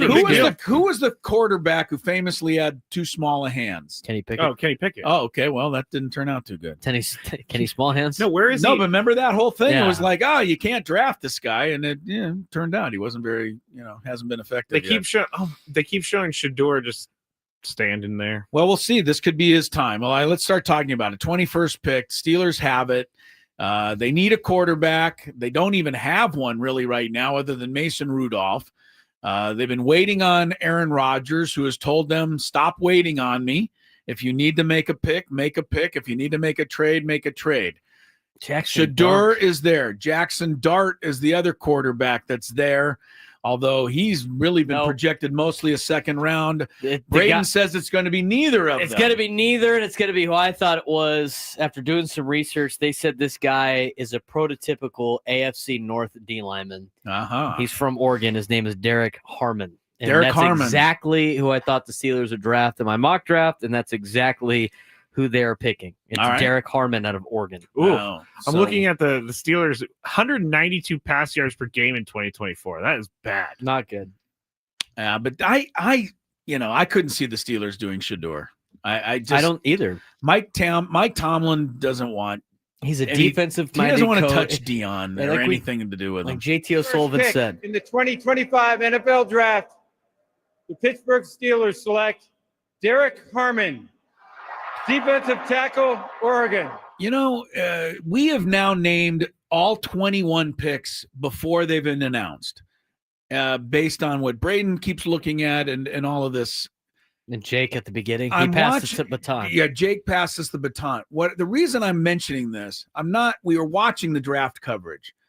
Is Mel Kiper savvy enough to be doing the same thing so that he already knows before the commissioner knows? Or is anybody on this TV coverage doing that? They have to be. Right? You would think somewhere somebody other than Braden is checking out who the picks are before they're announced. I mean, they have to know to put the name up on the screen and stuff, so someone has to know. Yeah, that's a good point. On the chat, one of our big fans, Rod, he is our biggest. He is our biggest fan. He wants to know, Chris, who do you think the Chargers are going to select? The Chargers, I think they're going to go punter this year.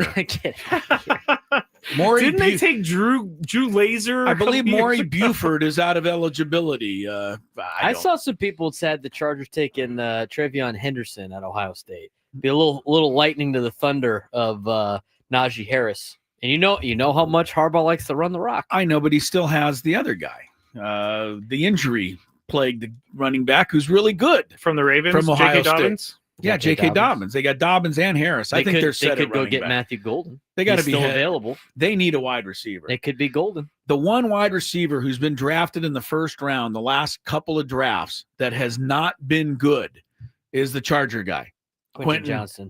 I'm sorry, he's TCU, but he's only had a couple of bright moments.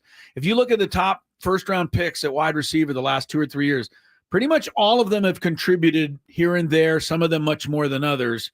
You look at last year, you had 2 of them in the Pro Bowl, Neighbors and Brian Thomas. Smith and Jigba, Flowers, also Pro Bowlers last year. So I think the Chargers should go wide receiver. They got one of the best quarterbacks in the world. That's what I keep hearing. But I don't know that he's ever had the great target that a lot of these other quarterbacks have. He hasn't had too many. So maybe this is the time to try and hit Matthew Golden. Yeah, they got the offensive line. This guy looks like a Steeler, though. I gotta say, the guy they just drafted. Yeah, Derek Harmon. Yeah, they put him up in the Steelers stuff, like when they Photoshop him, and he just looks like a Steeler. He's got all his hats there. They sent him all the hats so he can wear the right one. They left them out. What do you do with the other hats? Just give them away? I don't know what they do with the other hats. I forget. Keep them all? They send them. They send them to third world countries along with these Super Bowl runner-up T-shirts. Yeah, but they're all like regular used. draft hats. So you probably just I guess you get to keep them. I guess you get to keep them. I hope so. Give them to your they- friends and family. I think they can. The NFL can certainly afford to send all of these guys a round of hats. 32 hats. Yeah, I don't know about that. You don't think they get all 32 of them? They No, definitely I don't know they that can they- afford it. I don't yeah. know whether or not if they're Yeah. not cheap or whatever. You like might that. be right. I don't know. All right, so the Steelers have passed on Shedeur Sanders. So you guys got to put your thinking caps on now. I'm going to give you a tough question. You got 11 picks left in the first round. Eddie Brown said at this point now, the only way that Shedeur gets drafted is either 24 to the Vikings, because they don't really have anybody other than J.J. McCarthy, or somebody trades up into the first round to get Shedeur, to make him a first-round pick. So, Skraby, I'll give you first shot. Now that you know what you know, is Sanders going to be picked in the first round tonight? No. You say no. I've been saying this for a while. Okay. I don't think so. Braden says no. What do you think, Chris? I hope not. Just because it'll be something fun to talk about tomorrow. I mean, I don't like dancing on these guys' graves, but I don't mean to do it either, but I think it might be the best thing that ever happens to him, honestly. A little humble pie might go a long way for Shedeur Sanders. He seems like the talent is there. I don't know. They talked about him being way too egotistical, way too this, that, and the other. They retired his number. They're tired his number. Right before he's even got drafted. Draft. Yeah. So to me, he's got to have, the balloon, the head, the whole thing. You can't compare anybody to Marino, but this is so similar to Demeter Marino. Marino was the greatest thing ever. And then the draft and Aaron Rodgers, another guy, greatest thing ever, sat there for 7 hours. That humble pie served those guys and provided motivation throughout their entire career. Oh, yeah. Aaron Rodgers still says every time he goes out there, he thinks of sitting in that room. And, so this might work out for Shedeur Sanders in the long run. I want to tell Aaron Rodgers one thing. If you were drafted by the 49ers, you would not be as good as you are today because you would have just been thrown to the wolves like Alex Smith was. Well, look, Alex Smith had a pretty good career. We discussed that the other day. Yeah, but not with the 49ers because they didn't give him anything. Okay. Brandon on the chat says, do you think the Jags could trade Lawrence at some point, maybe even to the Vikings, and draft Sanders? I mean, it's possible. That's an interesting possibility. I don't know that the Vikings want to go with Lawrence any more than the Jaguars would want to go with Lawrence. Where are you at with Trevor Lawrence, Braden? Oh, he's all right. Okay. I mean, right. He's all okay. right. He's not the worst quarterback in the league. I bet you. I mean, I think you can win with him. I just think the Jags are just such a cluster. You know what? That they're just will never win. I mean, there's just organizations that will never win. They are one of them. So it doesn't really matter. You have a quarterback. All right, we'll take the break here. We just had the Steelers pick at 21. Chargers on next. Go Chargers, go. Planning to celebrate at San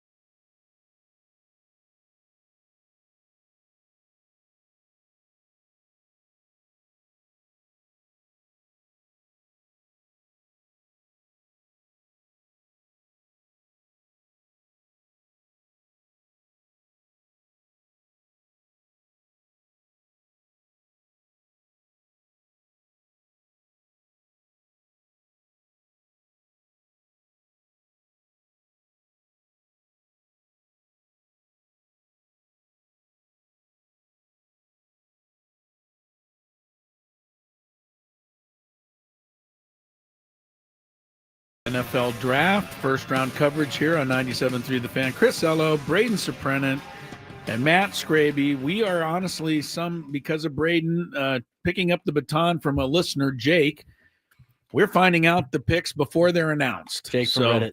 You have come to the right place here. 21 was Derek Harmon, defensive tackle, going to the Steelers.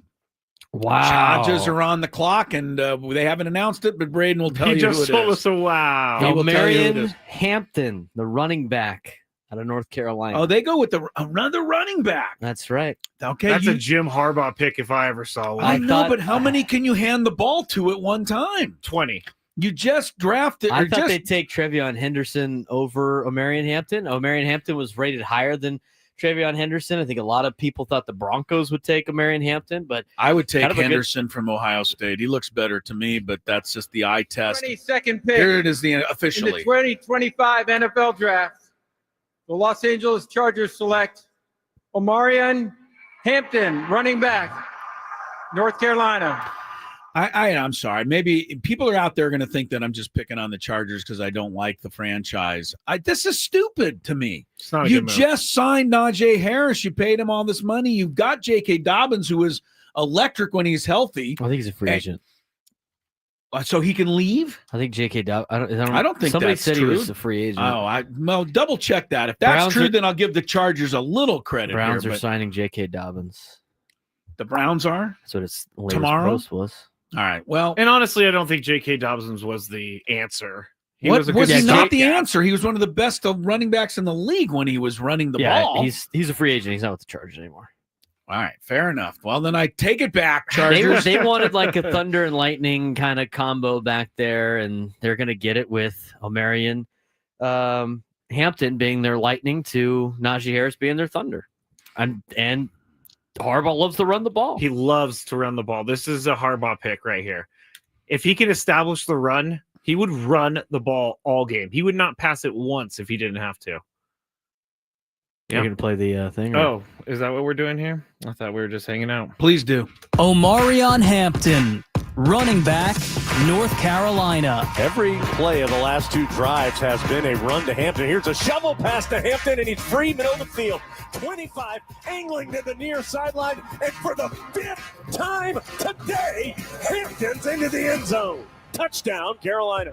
An explosive runner with elite burst, Omarion Hampton tallied over 2,000 yards and 17 touchdowns as a junior at North Carolina. At 6 foot and 220 pounds, Hampton has the ideal size to be a 3-down back. He's a violent runner, but also doubles as a reliable pass catcher and is a physical pass protector. Hampton profiles as an immediate impact playmaker out of the backfield. Watching him run on these highlights, he's giving me Ryan Matthews vibes. Are you Is that a getting good that? thing or a bad thing? That's good. Ryan Matthews is very Ryan good. Matthews, the biggest problem with Ryan Matthews is he went harder than his body can handle. And he would just bruise people. He to ran death, hard. And he ran so hard that he was just knocked out all the time because his body couldn't keep up with his level of running. And that's the kind of way that this guy looks. The current NFL player comp that NFL.com has Ramondre Stevenson. Guy's got one gear only, so it has limited one cut ability, but he's a big back. He requires gang tackling. So who's the Lightning? Najee Harris? He would be the Lightning. Oh, he'd be the Lightning. He's big back. Najee impressive, Harris with would be just the a physique. Thunder? He's the Thunder. Oh yeah, he's the bruiser. He's going to be the bruiser on like 3rd down or close to the goal line, and this guy's going to just handle the rock in between. Go Chargers, go! It's gonna be a pain to deal with. Like they're gonna be able to wear people down. That's for sure. It's the Packers pick, and I want to know if the crowd boos the pick. Well, let's just talk a little bit more about the Chargers for a second. Do we have to? Okay, they went running back. Well, because I'm trying to find a way to make them sound dumb. They went running back, but again, you've got Justin Herbert. When are you going to ever get him somebody to throw to? And if you're not, then why are you paying Justin Herbert hundreds of millions of dollars to be the next greatest quarterback if all he's going to do is hand off? I mean, it's a good question. I don't know. Set up the run for the pass. Yep, running game, and when you can run the ball very efficiently and very well. I mean, at the end of the day, good teams run the football. When you win, you run the football, and when the teams that win Super Bowls can run the football and know how to stop the run. I don't know. Name a chief running back. I can't name one. They won all the Super Bowls. Isaiah Pacheco was tearing it up the year they won. Damian Williams? No, Damian Williams won one Super Bowl with them. The kid from Mira Mesa High. Not exactly a Hall of Fame running back. They've been able to run the ball, though. Plus, they have, Mahomes makes a lot of plays. They run some quick game stuff. Right. But good teams run the football, and good teams stop the run. People on the chat are saying he's already got his guy. His name's Lad McConkey. Justin Herbert. McConkey's the big guy. I guess they re-signed He did have Mike a moment Williams. or two last year. Yeah, Mike Williams back, I guess. Yeah. All right. Well, so now, sorry, chat. Chargers are never going to do right. Never going to do right in my eyes. I'm going to find a way to make it negative if I can. All right, the hometown Packers are next up. The people in Green Bay are going legitimately nuts. While we're waiting, did you see how much people are charging to park on their lawns? Because there's over 100,000 people that have come to Green Bay. And people are charging upwards of $200 to park on their lawn, and people are paying. They're actually having the draft in Lambeau Stadium, if I'm not mistaken. It's like in and outside of it. The Packers OTAs right now are virtual because they can't use any of their facilities because they're all used for the draft. Hilarious. That's what you get for demanding the draft come to Green Bay. Could you imagine have either of you ever been to Green Bay? No, but I have an invite right now from Jordan Love to go check out the Packers, so I'm gonna have to take him up on that. You should take him up on that. From what I understand, Green Bay is it's the size of El Cajon. It's like 150,000 people. It's just a drop in the bucket. It's like a two-lane road. You drive up there, and there it is. Could you imagine if El Cajon hosted the NFL draft? Go to Google Maps and put yourself on Street View in Green Bay, and it's no joke. You walk out, you're in someone's front yard, and Lambeau Field is right I think there. we're onto something here with El Cajon hosting the NFL draft. We can have Bernie Wilson announce some picks over by the courthouse. Yes. Why don't we have Performing Arts Center? Why don't we have a lot of NFL events here? Oh, we have no stadium to have them. That's there. right. I forgot. Apologize for. Where's the draft next year? Do we know? We don't really care that much, Skrabe. All right, let's get to the Packers here. Green Bay had I'm going to say one thing about Green Bay. Pittsburgh. The next year draft. Oh, so getting cold weather to colder weather. Yep. I was totally wrong about Jordan Love, which is not, impossible. I saw this guy play for Utah State against the Aztecs. I thought, And then the next thing I know, he's a top 10 pick. He had 6 turnovers against Cathedral when he played him in high school. Okay. All right. My point then exactly. I didn't think he was any great shakes. And I thought if he can't dominate the Aztecs, how's he going to, play in the NFL? The one thing that was in his favor, though, is he sat for couple years behind Aaron Rodgers. He learned, he got stronger, he got smarter, and now he's taken over. He's pretty good. I don't know that he's cream of the crop in the NFL, but he's pretty close to it. Packers had another great season a year ago. What do they need here, Braden? Well, you've been on this and stuff Jordan tonight. Love's a really nice guy. I got to get to know him during the off season last. Well, he just couple invited you to off-seasons. Green Bay. I know, yeah, he's great. Yeah, it sounds like a nice Should guy. we start name dropping too, Chris? I know Tony Gwynn Jr. I don't know anybody who'd invite me to Green Bay, so I can't match Braden on this I'm one. gonna have to go to the Packers Vikings game with Brett Rippon playing in Minnesota. But another name drop. I had him on the show. We can go to the Packers Vikings game too, because I know the announcer Paul Allen. Exactly. Of the Oh, Vikings. I love Paul Allen. There you go. I have used Paul. I have 3 Paul Allen clips in one of my opens for the game. Paul game Allen, show we man, did. I worked with him at the Pasadena Star News. He's great. He was the horse racing guy. Are you kidding at me? that time? Yes. In fact, I never even knew he wanted to be a broadcaster until I heard him broadcasting. They were looking for. And Skraby can go to the game too on Kevin O'Connell's dime, so we can There you all go go. to the Viking Packers game. Kevin O'Connell and Brett Rippon. Kevin O'Connell isn't getting back to me these days. Matthew know. Golden is going to be a Green Bay Packer. They're not letting him slip any further. There's Well, no that's a way great the move wide for them. receiver moves on. The Packers had a lot of wide receivers. Got I another think weapon. I think the best one they have is Jaden Reed. They never give him the ball. I don't understand that. That is true. To make this Drove me historic pick, crazy last please year. give it The up for conundrum. first team All-Pro, Pro Bowler, 2-time Super Bowl champion, and Packers Trump, president man, and CEO, Mark Murphy. Pro Bowler. Who's that? Rob Manfred or I think it's Goodell? I think it's both. Thank you, Goodell Roger. after a couple of hits. Of the How sauce. about this atmosphere? It's unbelievable. How you doing, Green Bay? Heck of Green Bay. Roger, thank you in the Too many cheese NFL curds.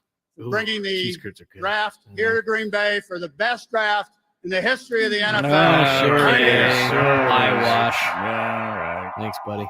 Yeah. What else you On got? behalf You of gonna the announce your pick Packers, yet? Packer fans Things here to in do. Green Bay, Wisconsin, It's Matthew Golden, dude. Spit it and out. everywhere, because our fans are everywhere. Okay. It is my pleasure to welcome you all to the NFL Draft at Lambeau Field.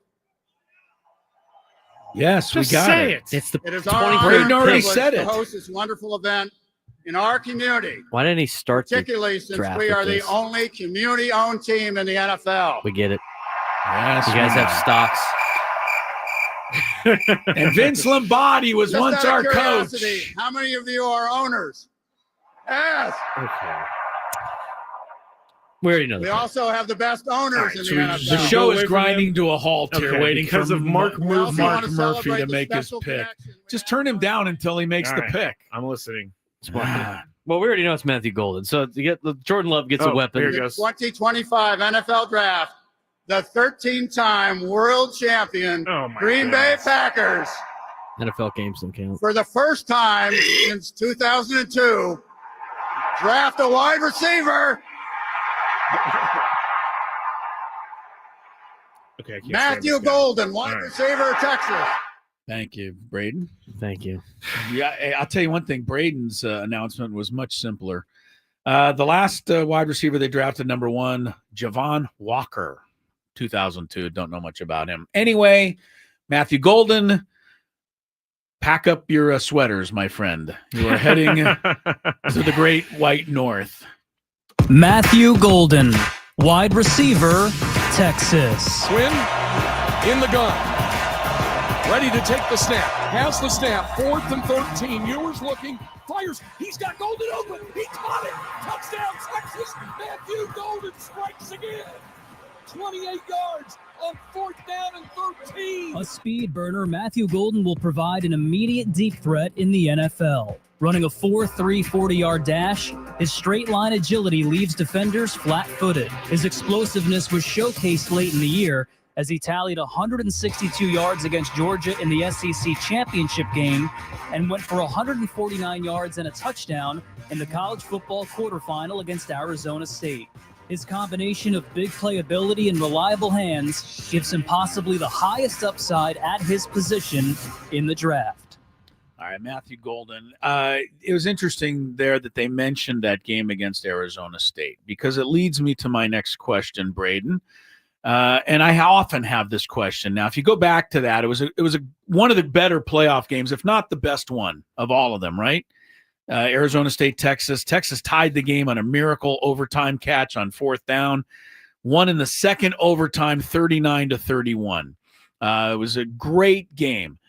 Matthew Golden, they gave you his stats. He had a big game that day for Texas and helped them win the ball game. However, the most dominant player in that game by a wide margin was a guy by the name of Cam Scatterbo. Scatterbo, the running back for Arizona State. Does anybody remember the game this guy had? Yes. I mean, he threw a touchdown. He caught one. He ran 2. He was incredible. I've seen this guy projected as a 4th-round pick, maybe 3rd-round pick. Why is that? That certain guys, and you say dominated a good team. Well, he dominated one of the best teams in the nation, Texas. So why isn't he good enough to be up there with some of these other guys? There's a lot of players that are really good college players, and they're not very good NFL players. And sometimes you get your peak at that point. It's weird. A lot of it has to do with size and shape. I mean, I look at a guy like Cam Scatterbo and go, he can have success at a lower level against defensive linemen that are not going to be running as fast as they do in the NFL and not as big as they are in the NFL. Okay. And then just your body just can't live up to that. It's the same thing with a lot of high school players that will never be college players. I mean, I could go back to a time at Cathedral. We had 2 outside linebackers that were really good. One of them was his name was Choice Bostain, who was better than Casey Toohill, and Casey Toohill ended up going to Stanford and is now playing in the National Football League, and Troy Spostane is not playing football anymore. Nothing. And you know what the difference was? 1 inch in his height. And that's what it was. That was the big difference. So a lot of it's size. A lot of these schools, when you go on visits now, like UCLA is one of those schools, they have machines that can tell you how much weight of muscle you can put on an individual. Right. And if you don't pass a certain amount of weight that Then they they can won't add, then put you're you not on. even getting an offer no matter how good you are. And the thing happens at the next level too. There's guys that hit their ceiling at certain levels, and to me, so they have decided that Scatterbo's not going to be any better. The guy had 242 total yards, rushing and receiving, 2 touchdowns, and he threw a touchdown pass. He willed single-handedly Arizona State to almost win that game. So it's just weird to me. I'm not saying you should. I know.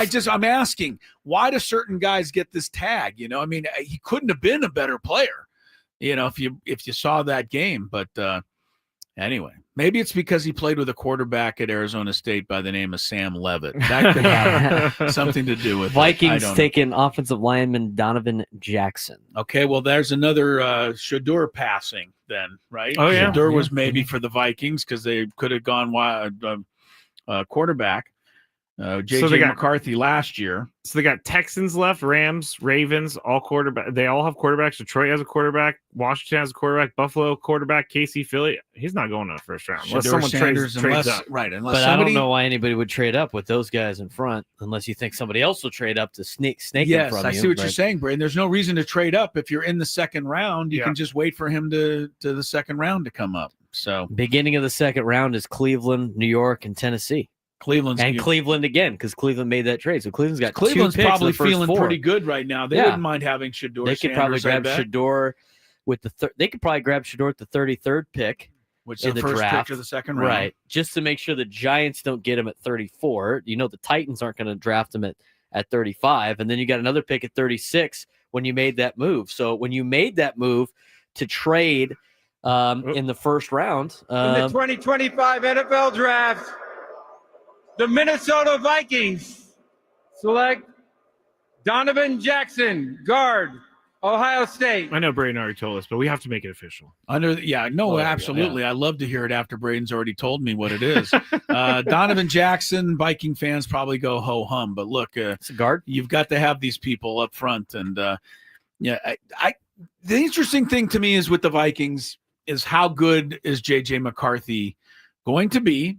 I was never blown away by him, although he was better. He gave me something in that championship game against Washington, but they won by such a big margin. It seemed like, anybody could have done what he did.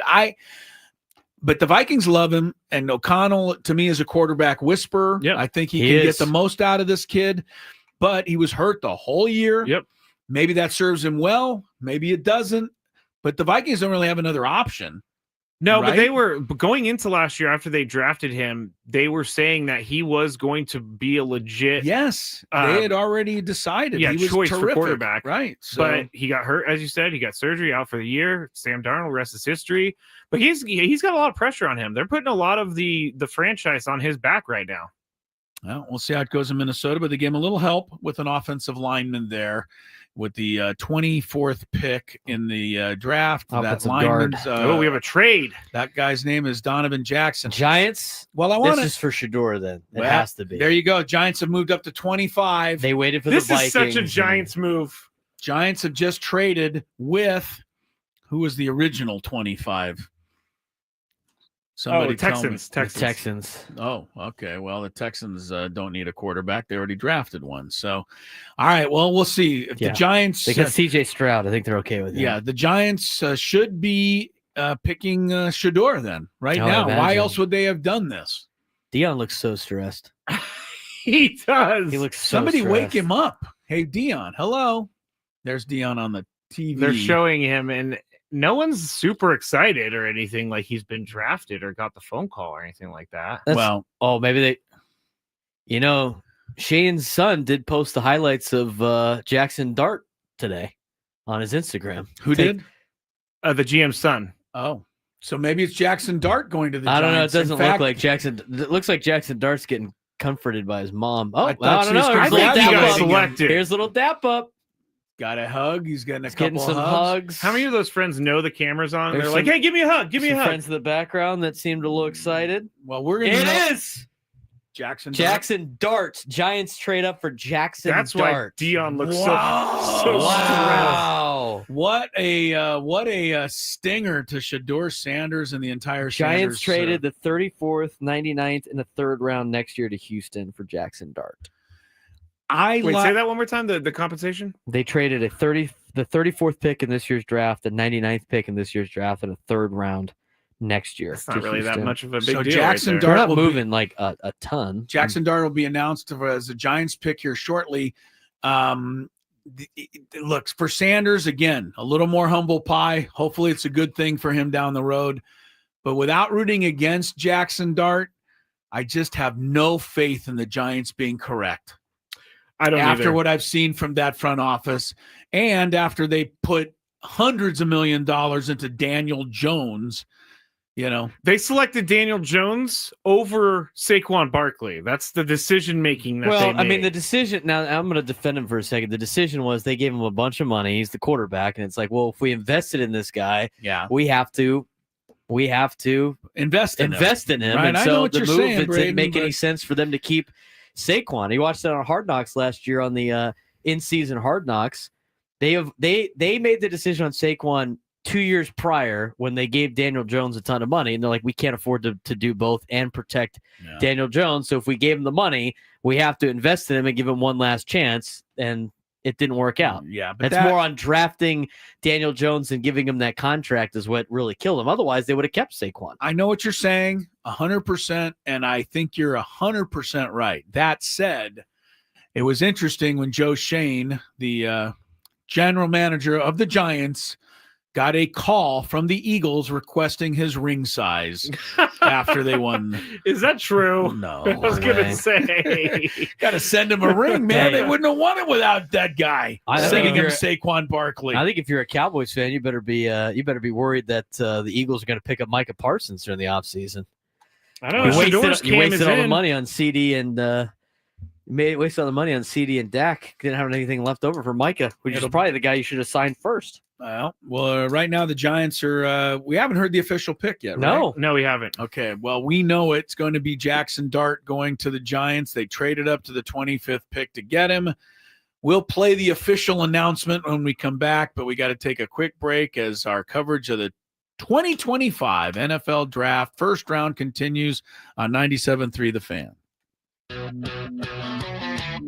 Imagine finding your dream home and moving in right away. No waiting to sell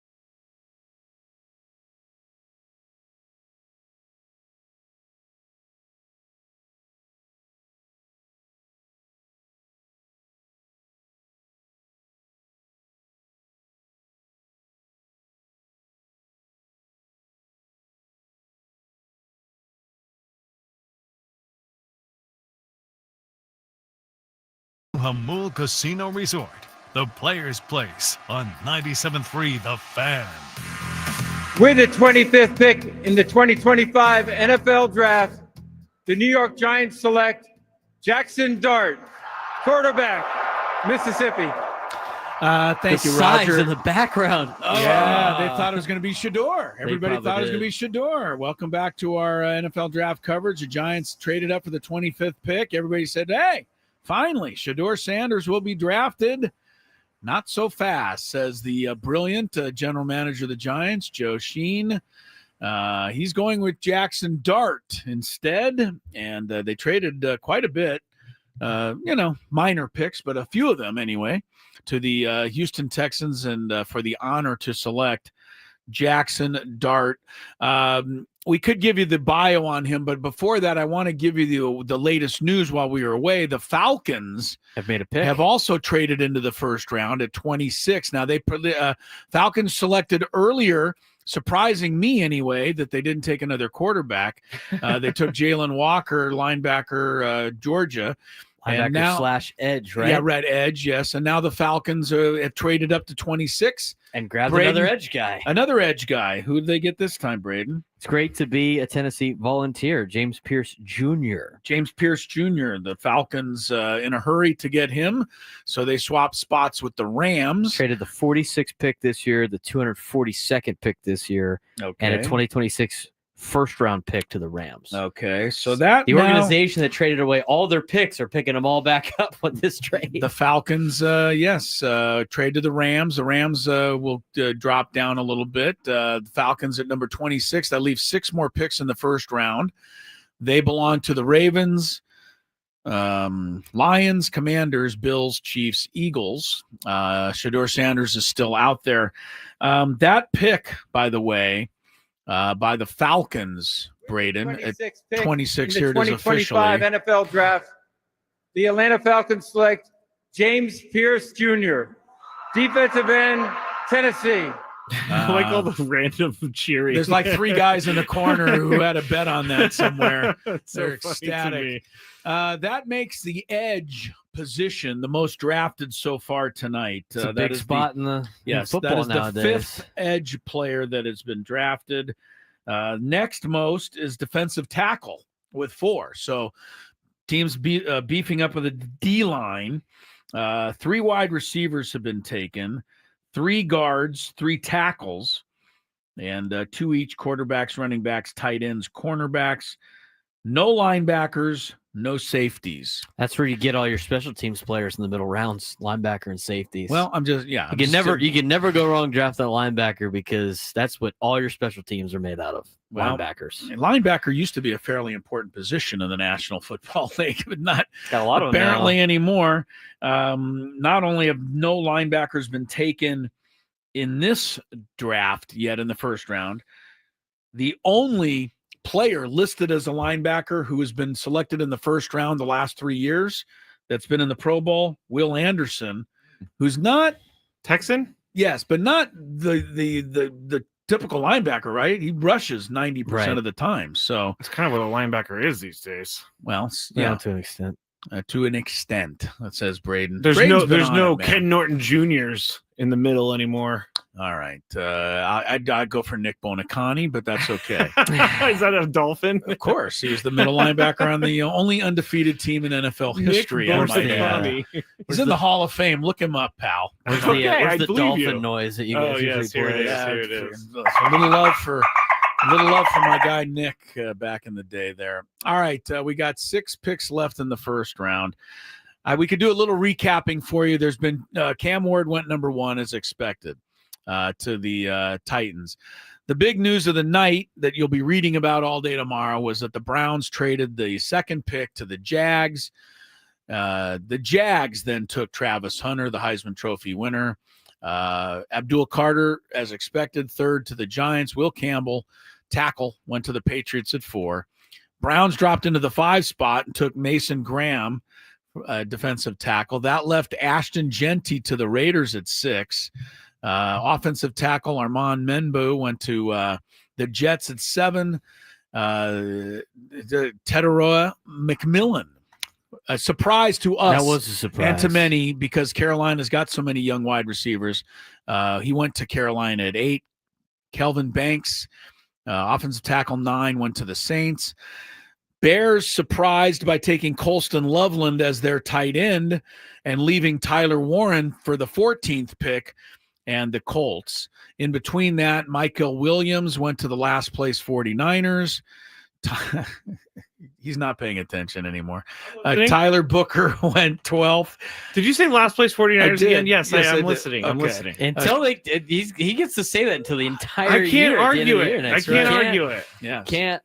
Yeah, that's right. The non-playoff Dolphins took Kenneth Grant at 13, so we might as well call that what it is. The last place Niners and the non-playoff Dolphins. Right. Tyler Warren, I mentioned 14. Jalen Walker, Falcons. Walter Nolan, DT, defensive tackle, Cardinals. Shamar Stewart, edge, Bengals. Gray Zabel, guard, Seahawks. Emeka Egbuka, wide receiver, Tampa Bay. I'm getting really tested on some of these. Jahdae Barron, cornerback, Broncos. Derek Harmon, defensive tackle, Steelers. Amarian Hampton, running back, Chargers. The Chargers. Matthew Golden, wide receiver, Packers. Donovan Jackson, guard, Vikings. Jackson Dart, traded up. Giants, quarterback. And then the Falcons' second pick, James Pierce, edge. And we got 6 left and no Shador yet. So that's your update on everything. And the Ravens are on the clock. I'm going to say one thing about the Ravens. Whoever they pick, I bet you'll be good. I don't know why it is. They don't seem to miss on these guys. And it's one of the reasons I think they're always, one of the better teams, especially when they pick defensive players. I mean, maybe wide receivers are not as good, but defensive players, the Ravens find them. It seems it will. Well, their defensive or their secondary last year gave up so many passing yards. It was so uncharacteristic of a Ravens defense. And so it started to close. Make sense. It started to close down a little in the second half of the season, though. It did. And I think the only reason, I didn't say the only reason, but the big reason they lost to Buffalo that playoff game was 3 turnovers by Lamar, which was kind of uncharacteristic. But I mean, how much pressure does Lamar have on him now? Because every year it's the same thing, right? Yeah, Lamar has not been great in the playoffs. No, time after time after time, it's happened to him. So, I forgot that they added DeAndre Hopkins at wide receiver. So. D-Hop. He went to the Ravens. He did. D-Hop. Same with Cooper Rush. He's out of Dallas. He's now backup with the Ravens. Yeah. All right. Thanks for the Raven. Thanks for the Raven update there. I thought coming in the Ravens to take a safety, and the fact that Malachi Starks is still available is interesting at 27. The other safety that was high on the list was the kid out of South Carolina, and Nick Emawari. So one of those two, I think. But Malachi Starks ranked the 14th best player in the draft, according to Eddie Brown. So he's fallen quite a bit in that regard. And your guy, Will Johnson. They're drafting Malachi Starks. Yeah, just announced. Announced by Braden. It'll be announced by the commissioner of the National Football League next. After Braden Surprenant breaks the news, the commissioner then tells the rest of the world. We should just start calling Braden Roger Goodell. He would like to have at least half his salary, I'll tell you that. What does that guy make? Like $50 million a year? I'll take a quarter of his salary. Thank you, Commish. How many old fashions has he had so far? Yeah. Who did they pick? Matt? What was the name of this guy? The safety out of Georgia. First safety taken in the draft. The Ravens took another safety a few years ago that turned out pretty good, Kyle Hamilton, who's been in the Pro Bowl. They just signed our Darius Washington to it. Yeah, I think the Ravens are just smart. But John Harbaugh, Jim Harbaugh gets all of the attention. John Harbaugh just wins more. I know Jim Harbaugh's had a great career, but the the other one. 2025 NFL Draft, the Baltimore Ravens select Malachi Starks, defensive back, Georgia. Very good. You're right, though, Chris. John Harbaugh is the brother. Like, my brother and I are very different. Very different. My brother's a little bit more boisterous than me. John Harbaugh is the brother who just goes and does his business and does it well. Jim Harbaugh is the guy who gets all the attention, which I think John's fine with. Yeah, and I enjoyed him last year in the Hard Knocks, John Harbaugh. in the in-season Hard Knocks? He's good. It's a guy. He's a coach I'd want to play for. Oh, It yeah. seemed like every Cool time dude. he made a speech, it was the speech that should have been made. He's a motivator. He's pretty good at it. Jake, that's a good player right there. Mike Green, solid player. Sorry, Jake Waters. He wants his beloved Lions to the get Lions Mike are Green next? from Marshall. I agree. That would be a solid pick. All right, the Lions are next. We'll take a break, find out who they get when we return. 5 picks left in the first round. Our coverage on 97.3 The Fan continues.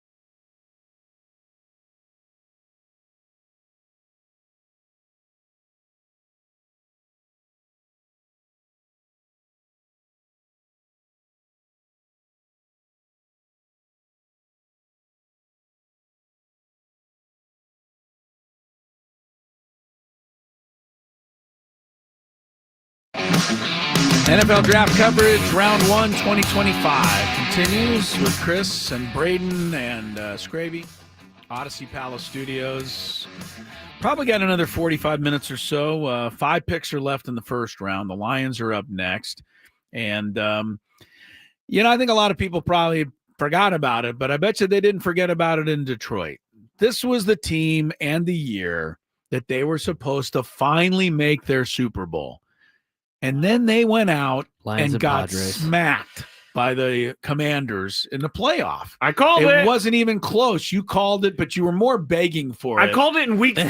I said the Lions are going to be one and done in the playoffs. You were hoping that would happen. And it did. And it did. But I don't think you necessarily predicted it. I predicted Lions, it. You were Padres. hopeful. Same kind of deal. So the Lions have something to, prove, and do they owe it to the people of Michigan, the fine fans who've supported them for 50-something years with like one playoff win or two. They go. What do they get here? Defensive lineman. DL for the Lions? Talik Williams at Ohio State. Oh, it's already done. It's done. Well, I don't know why I even ask anymore. I was going to wait for Goodell, but we haven't had to wait for him all night. Talik who? Williams, defensive tackle or edge? I'm keeping track of these. Defensive tackle, I think. All right, so 5 of each now have been taken. I'm keeping track of these. I do. This is the kind of thing that I think you'd like to sum up at the end of the night. Yeah, he's a DT. Defensive tackle. The 2025 NFL Draft. Here he is. The Detroit Lions select Tyleik Williams, defensive tackle, Ohio State. I'm not keeping track of the schools. When maybe I should. There's a lot of Buckeyes and, and Michigan Wolverines. No kidding, man. Ohio State, practically their whole squad is being drafted. They did win the national championship. They've won the last 2 national championships, Michigan and Ohio State, right? Right. Those are good teams. So that makes sense, Chris. Pay attention. Michigan's good teams are going to have good players. I guess so. Michigan's had 3, holding at 3. Ohio State's got 1, 2, 3, holding at 3. I thought they had more. It seemed like they both had more. I got 3 for each on my unofficial count there. Yeah. Okay. I think it's I got. Anyway, Tyleik Williams, Ohio State. Next up, Washington. They had the best pick last year. Yes, they did. Frankly, I mean, they got Jalen Daniels. Now, granted, it was the second pick, not the 29th pick. But he's the reason that they have the 29th pick this time because they won That means you drafted games. well. If you're drafting in the top 2 and then you draft 29th, you did well. Good job. Yeah. What do you get for him? Another toy? No, the Packers just hooked up their quarterback with another toy. Washington was in the need for edge rusher, which everybody needs, a cornerback, a wide receiver, safety, and an offensive lineman. That's what their needs were. A lot of edge guys coming off the board. Why didn't you just tell me what they didn't need? Yeah, you gave me the whole rundown. Everybody needs 5 positions. There's your 5 positions that they need. Well, Will Johnson continues the fall. Cornerback was supposed to. Braden told me last night at softball. He said, "I think your Dolphins will take Will Johnson." I said, "Okay." And then I read a bunch of I read a lot of mock drafts. You said Will Johnson, cornerback, he'll go to the Dolphins. So I asked Braden some more, and he said, "Well, he can't cover anybody, and he's slow." And I said, "Well, why would they take him?" And he goes, "Because everybody says they need a cornerback." Well, at least they were smart enough apparently not to take him because nobody else is taking him. Nobody's taking him. And he's still available at the 28th pick. Nobody traded up to get him either. The other one is Jihad Campbell, too, linebacker. Not a single linebacker being taken, as you mentioned earlier. Right. No linebackers have been taken yet in the draft. And the other big story of the night, if you just happen to be dropping into some draft coverage here, is that Shador is going to probably make it to tomorrow. And there's only 4 picks left.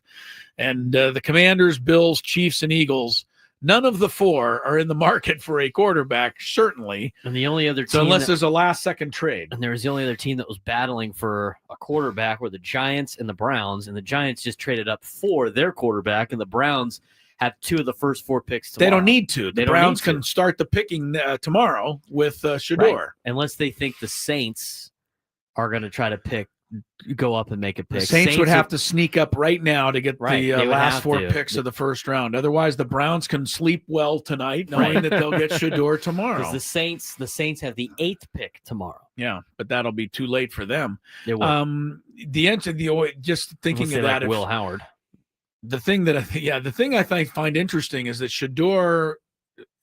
We're kind of sensing now we'll end up in Cleveland tomorrow with the first pick of the second round. Had Cleveland not made the earlier trade with Jacksonville, they could have ended up with Travis Hunter and Shador. Yeah. Together. But wouldn't that have been cute? I'm sure you would have liked it. I would have loved to see Shador and Travis Hunter go to the same place. You see what I deal with on a daily basis. I mean, that stuff doesn't. You just don't like people for the heck of it. Then they would have fired Stefanski after the first year and hired Dion. You don't even know. That is exactly what that sounds happen. like a conscribacy. That is a conscribacy. I've also said Stefanski's not a very good coach, and he's a great coach. Is conscribacy, by the way, has that been accepted yet into the Oxford English Dictionary? I've been petitioning for years now, and it's not going in yet. That's a great conscribacy, though. I could totally see that happening. Yes, but you can't see it happening because Travis Hunter didn't go to the Browns. Well, maybe the Jags are going to do the same thing. Maybe the Jags will trade up. They'll trade They'll trade Trevor Lawrence to trade up to get Shador. All right, we got Washington, we've got Buffalo, KC, Philly. Did we need a break here or not yet? Not yet. Okay, we're okay. 4 picks left. If you just tuned in, it all started with somebody named Jake on the chat. And he figured out that if you go through this Reddit and all of this information that's on the internet or the Twitter or whatever feed, you can get the picks before they announce them. And he nailed the first. the interwebs. So old. You're right. If you jump on the interwebs, you can see it. Yeah, you're right. You're right, Braden. I don't understand Twitter's thing. I don't know what Right. he's doing. I don't He's either. a wizard over there. He is. Jake's my hero, but he had all the first 9 picks, and we're like, how are you doing Dark this? magic. And then Braden said, well, I can do the same thing. So he's been doing it, and we have been able to get every pick before it's been announced. And I've gotten a big kick out of that. Me tonight. too. It's been great. He's like, he must have a DeLorean. He must own a DeLorean. There's no other answer for this. Christopher Lloyd, what was it? Doc Brown. Doc Brown. Doc Yeah, Doc Brown has helped Jake and Braden. Yeah, I even got my Marty McFly shoes on. Back into the future today. There you go. I love Back to the Future. I love it. Oh, it's a great. classic. It's an all-time And I even classic. love the third one. I love all 3 of them. Now, I don't love the third one as much as I love the other I think 2. it went down from Slowly, 1 to 2 to 3, I but agree. they're all good enough. All legit. Back to the Future, I can't believe that side note on Back to the Future, everybody. They had a Marty McFly cast. Yeah, I can't remember his name. Oh, it was the.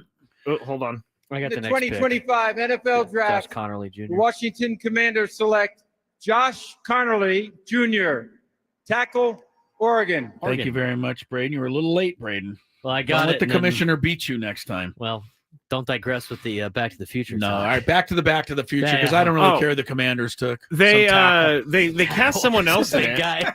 Some guy. Was it that guy from the movie Powder? It was the guy from the movie Mask.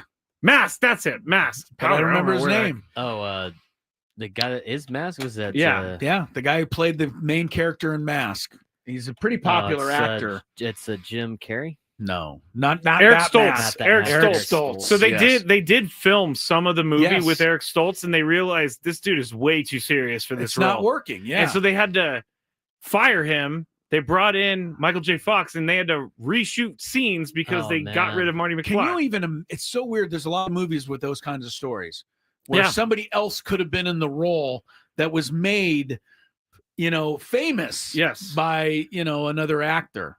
But you're right. We could have seen Have something. you seen different. that's like the auditions for The Office? Oh, The yeah. famous people that could have been. Michael Scott. Michael Scott. I can't remember who tried out, but there's only one person So that could have played different. Michael Scott. Oh, He you know who did. it was? It was who's the actor at Better Call? Who's Better Call? Who's Oh, Bob Odenkirk. Yeah, Bob Yeah, I Odenkirk. love Bob. Auditioned for that role. Could you imagine Bob Odenkirk as Not Michael necessarily, Scott? but maybe I couldn't imagine Steve Carell That's is correct. Better Call Saul. That's so true. You never can That's tell. true. All right, we maybe should be doing draft coverage. That was the 29th pick. The Commanders did it as a tackle. Do you want to tell us about him, Skraby, over there? What was his name? I don't know. Connerly. Connerly. Connerly Oregon Jr. guy. Connerly. He's a duck. Josh Connerly. Yes. 6'5", Here he out of- is. Out of Seattle. Josh Connerly Jr., tackle, Oregon. The 6'4", 315-pound tackle developed into the anchor of the Ducks' offensive front, helping propel them to an undefeated season and a Big Ten championship. He's an elite pass protector with great range and natural body control. He has the tools of a day one starter and is far more polished than tackles typically are at his age. He combines high upside with technical refinement and continued upward trajectory. Simply put, Josh Connerly Jr. is a blue-chip offensive line talent. Okay, very good. Gotta protect he's Jaden Daniels. He's the 4th tackle taken in Free, the get first your round tackles. today, the first of which was Will Campbell with the 4th overall pick by the Patriots, who are going to protect Drake May. Yes. So this is a sensible pick, it would seem, by the Commanders, who still should be called the football team. The Name and logo. I'm still upset by that. That You're was right, when Chris Skraby. found out they went I from was the so football upset. team to the Commanders. Literally, this is the sound he made. Name and logo. Yeah, it That's didn't come out the way it insane. was intended, but it's lived on in infamy. Yes. All right, we got Buffalo, we got Kansas City, we got Philadelphia. 3 picks left tonight in the first round of the 2025 NFL Draft. The Buffalo Bills, who have been, the fly in my ointment now for 10 years, after the Patriots were the ones for 10 years, beating up on the hapless Dolphins. Hapless. As long as Josh Allen is there, I don't think Miami will ever get past them. He's never had an incomplete pass against Miami. I don't know if you guys are aware of that. Not. Yeah, I know you're not, but I am. So Buffalo, still no Super Bowl titles. This was, again, they were supposed to be their year maybe to win finally the Super Bowl. Supposed to be Detroit's year to win the Super Bowl. Didn't turn out for either of those guys. No, it didn't. Buffalo came up short yet again against the Chiefs, right? Yeah, against the Chiefs. Yeah, because remember, Josh Allen got the first down, but they didn't give it to him. They gave the ball back to the Chiefs. There were Now some they controversial have a new decisions system in place. Yeah. Oh, They're yeah. putting the All of chip a in the sudden, ball now. oh man, this is crazy. The Chiefs went to the Super Bowl shucks. trying for a 3-peat. Oh man, this is crazy. It's great. Another conspiracy, but he was really on that one. He really felt the Bills got hosed. You would have thought you were born and raised in Buffalo after that game. Guy likes a good Buffalo. You were so wing, mad. right? Yeah, I was felt so bad. mad. I felt bad for Josh Allen. He got it. They didn't give it to him. Now they're changing how they measure things. Would you go to a game in Buffalo in Yes. the snow for like one time? Just Yes. once? Yes. I'd do it once. That's about it. Would you I would shovel not. snow out of your seat just one time? I would not do it because I did a sideline game at Nevada Reno with the Aztecs. That sounds in even the worse. snow. The worst night of my life. I worked a I game will in never s- do it again. I worked a game in sleet before. That was not fun. No, I don't think I would do the I've Buffalo told this story on thing. the air before, but I went to the Bengals and the Jets playoff game in like 2010 or 2011. Skyline chili. And, yeah, well, yes.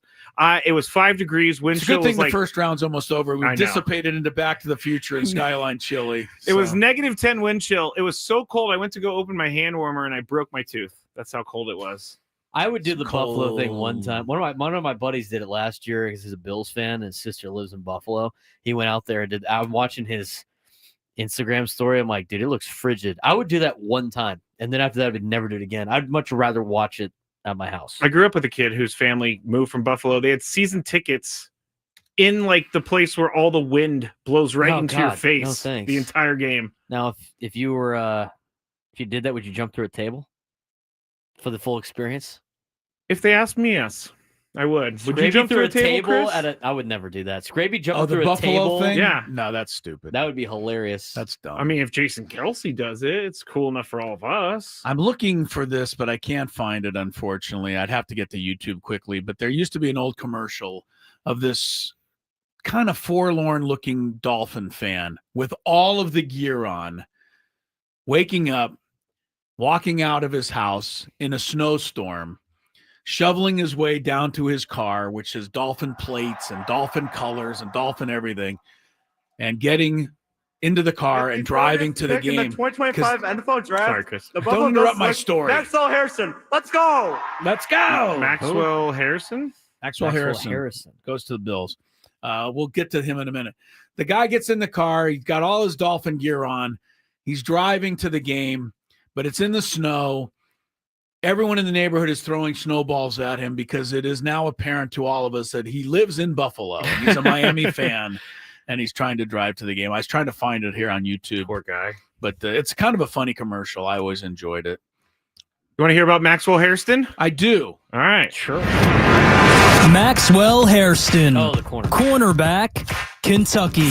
Limited to only 7 games last season due to a shoulder injury, Maxwell Hairston still made his presence felt, being named second team All-SEC. He can be a game-changing defender as he tied the Kentucky school record with 3 career pick sixes. He has great footwork, can change direction quickly, and has a keen ability in route recognition. At 183 pounds, scouts believe he'll need to put on some weight, but his natural nose for the football makes him an asset for any defense. Oh, he could just go and get a bunch of Buffalo wings if he needs to gain some weight. 4.28 40-yard dash to the combine. Yeah. Fastest guy in the draft. Well, he's going to get matched up against Jalen Waddle, and he'll completely shut him down because that has been so what's much the case. negativity over here. He Dolphins. Been living with it for the last decade or so. He's the fastest cornerback in the draft. Well, and Jalen Waddle's the fastest receiver, so it sounds like a good matchup. potentially There down you the go. road. All right, we'll take a break. More NFL draft coverage. There's 2 picks left in the first round. And then when it's over, we'll have some time for the Braden Surprenant analyzing segment. Don't go anywhere.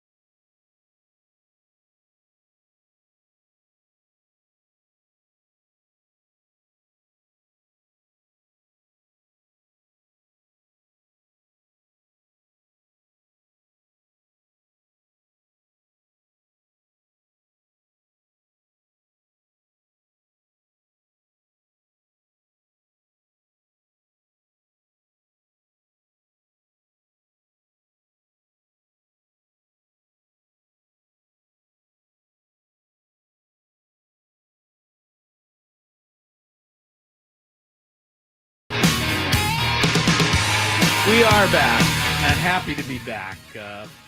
Probably our final segment, as there's only 1 pick left in the first round. While we were away, the Chiefs and the Eagles swapped the final 2 picks of the first round, which is a little interesting, I guess. Odd. The Eagles moved up a spot. The Chiefs moved down a spot. And the Eagles drafted whom, Braden? They drafted Jihad Campbell. The first linebacker taken all day. First linebacker out of Alabama. Out of Alabama. So he goes to the Philadelphia Eagles, Super Bowl champs. And that league, I guess the Chiefs felt like, well, we didn't win the Super Bowl, but we have to draft last in the first round because that's our, why would the that's Eagles, our tradition. What are the Eagles trading up? I don't get spot that. for? It's kind of, well, why would the Chiefs let them? Because they get an extra pick. They got 2 picks for 1. Oh, they did. They got the 160 something pick. Okay, well, maybe it'll work out. But yeah, they got the 32nd pick and the 164th pick in this year's draft. Gotcha. All right, so the Chiefs pick up a little something by being willing to trade their spot. Skraby, tell the funny tweet you just told about Shedeur Sanders. Again, I don't like dancing on the grave Apparently of people. you both do because you've brought it up every time. Oh, I'm enjoying it. We're having a great time. I'm telling you, this is going to be humble pie is going to be good for this guy. I think so. Oh, man, I just lost it. Well, Shedeur tweeted, I'm built for whatever today may bring. And some guy quote tweeted and said, what about tomorrow? What about what tomorrow is going to bring? Because, yeah, that's probably Shedeur. I hope for Shedeur he gets drafted tomorrow. They do the 2nd and 3rd round tomorrow. I got to believe he'll be drafted. I would imagine the Browns probably take him in the first pick round. tomorrow. Oh, yes, even worse is that Shedeur Sanders, the NFL quote tweeted with, gonna be a legendary day with a video of Shedeur. Oh, man. Come on, NFL. The Browns don't even need to pick him with their next pick because it's not like the Texans and the Titans are going to pick Shador. So they could get somebody else and then Shador. Yeah, they could get somebody that the Texans or Titans might be interested in. Who else is out there that needs a quarterback really bad? The Steelers or the Saints? Steelers, Saints, Vikings, and Raiders, Browns. Raiders got their guy, Geno. Geno. Well, they're not. What are they going to do? Sign him and then get Shador and put him in the lineup? Shador is a quarterback in waiting. Steelers don't have a second-round pick. All right, well, that takes care of that. Well, Steelers. Their next pick is pick 83. So take that for what it's worth. It's worth a lot to me, Braden. It's worth a lot to me. You're doing a tremendous job over there. We have 31 picks in. Brandon goes Titans pick before the Browns. Though the Titans already have their quarterback. They just drafted Cam Ward. Yes, they're gonna draft Shador Sanders too for a quarterback competition. I think Will Levis should go to the Dolphins. I think he would be a good pickup for them. Do you want Chris to be even angrier? Yes, and don't bring him up. He had one good game in his career against the Dolphins, and it was on Monday night to beat the Dolphins. It was a really good game. You lost, it was. He looked incredible. You lost to a player, Chris, that puts mayonnaise in his coffee. Yeah, it's pretty good. You got to reevaluate at this point. Braden, I didn't. If you saw the game, the guy carved us up. That's rough. That was, it's a whole new level of embarrassment right now. Mayonnaise man carved you up. I didn't feel too good about it. I didn't feel too good about Mayo it and coffee. Mayo in the coffee, I've never even heard of in my life until Will Levis. Yeah, apparently it's like putting fat in your coffee or like ghee or butter or something like that. People do that. But it's mayonnaise. It's still gross. I do think he cashed in on his mayonnaise fame because he got that Miracle Whip commercial. Yeah, good for him. Yeah. Traded the 31st pick to the Philadelphia Eagles. A little late there, buddy. With the 31st pick in the 2025 we had this an hour NFL ago. draft. That's right. The Philadelphia Eagles select Jahad Campbell, Pretends to be linebacker, shocked. Alabama. And Thanks, that's Roger. crazy. We honestly told you that 20 minutes ago. Braden, you are the MVP of tonight's coverage. Jake's the MVP. Well, Jake got you going, but we were. Look. I'm giving Jake all the love here because he had it, but you were smart enough to go find what he was picking up. Right. I mean, if you can't beat him, join him. You said, That's forget right. it. He's giving us all the. I'm going to do it myself. So I give you all the credit for doing that. Very good. Skraby, what do you think of the first round? Do you have any? We got 20 minutes left. I mean, so it's not. I give you the floor here for a while. I think the only exciting thing that really happened was the Giants trading up to take Jackson Dart, and maybe not even exciting, just interesting. But other than that, it's been pretty straightforward. I would It think. was interesting for a moment there because it looked like Shador was going to get drafted, and all the cameras went on Shador. And Next Deion thing looking stressed. Deion was all upset, and then the next thing they switched over to Jackson Dart because he was the actual pick by the Giants. Good TV work. That is good TV work. I got to be honest with you. I hope for Joe Shane, the Giants GM, this works out better than his last television moment. When he was on Hard Knocks. Yeah, I mean, when his son was telling him to get. He's embarrassed forever. There's no question. Oh man! Yeah, Hey, you know what? They listened to his son this time. Jackson Dart. Coach. I'm sorry. Joe said, the Giants owner, I hope Barkley doesn't sign with Philadelphia and come back to stick it to us. Oh, don't worry about it, sir. Yeah, don't worry about it, sir. Here's like that would never happen. Literally, worst case scenario happened. Just like just Worst give us a chance before you sign with someone else. Just give us a chance. Oh yeah, okay. Yeah, he also did say that. I'm kind of running out of questions. We are running out got of 20 stuff. minutes worth of draft stuff. Do you want me to repeat the draft? No. Already? I mean, that's kind of getting ridiculous. Well, apparently, according to let's see if I can get it to pop up. Sounds like it might be the local product, Josh Simmons. Oh, the last pick to the Chiefs? Might be in the last pick to the Chiefs. He was supposed to be the number one offensive tackle in the draft if he didn't get hurt. Played at Madison, transferred to Helix, never played a game at Helix because of COVID. Ended up early enrollee at San Diego State, played at San Diego State, ended up transferring to Ohio State, where he was a menace for the Ohio State. So he's not quite Buckeyes. an Aztec for life because he became a Aztec Buckeye. for a year, yeah, I he was an think. Aztec for a short time. But he's a San Diego kid. And so. apparently he's going to be the first round pick of the Chiefs, which apparently. will be announced officially in the next half hour because we are so far ahead. I know of these why guys. they're doing this now because they're They're realizing stretching. that they went too fast. They went They're too stretching. I told you they were going too fast at the beginning. All right, I'm looking through this mock draft and I'm trying to see who completely just got bypassed in the first round. And the one I'm coming up with is Will Johnson, the cornerback, right? He never got picked. Did the kid from Marshall, the edge, Mike Green, ever get picked? No, he hasn't been picked. He didn't get picked either. I thought he'd be a late first round, early second round guy. We've talked plenty about Shador not getting picked. Skraby was on it, said no. Right. he got you. You were correct. We asked you for your prediction on that, and you were right. Yes, good for you. At least one. I said Tyler Warren for like 3 picks in a row. And got at least one. Then when you didn't say it when he was actually drafted. That's true. So those are really if you're looking for, bigger names that people expected, you're looking at Will Johnson, and you're looking at Shador, and you're looking at Mike Green, the edge guy from Marshall, who did not go in the first round. Those will certainly be among those first off the board tomorrow. I'm surprised that Jackson Dart went in the first round. That's actually surprising to me. Jackson Dart. Well, look, they're getting the knowledge of Lane Kiffin, which is a big help. But I did say, did I tell you this the other night? Yeah. Lane Kiffin got on my good side for a couple of moments this week. Why? Because he had a very funny line. It was great. He was asked about, or somebody told him that Carson Beck, the ex-Georgia quarterback, got $4 million to go to Miami, Florida. And Lane Kiffin heard of this and said, gee, they must not have seen the tape of the game he played against us. Leave it to Lane Kiffin to say something so rude, but it was funny on this one. I don't mind Lane Kiffin. I know don't mind him. And it's weird because I would probably not like a guy like that. Yeah. He played 2 games, he was there. Josh Simmons was at San Diego State 2021 where he redshirted. Then he started all 13 games at right tackle in 2022. At San Diego State? At San Diego State. And then he transferred to Ohio State for 2023, 2024. So 2 years as an Aztec. Does Andy Reid look like he lost a little weight? Yeah. Well, thin. Well, he's not in season.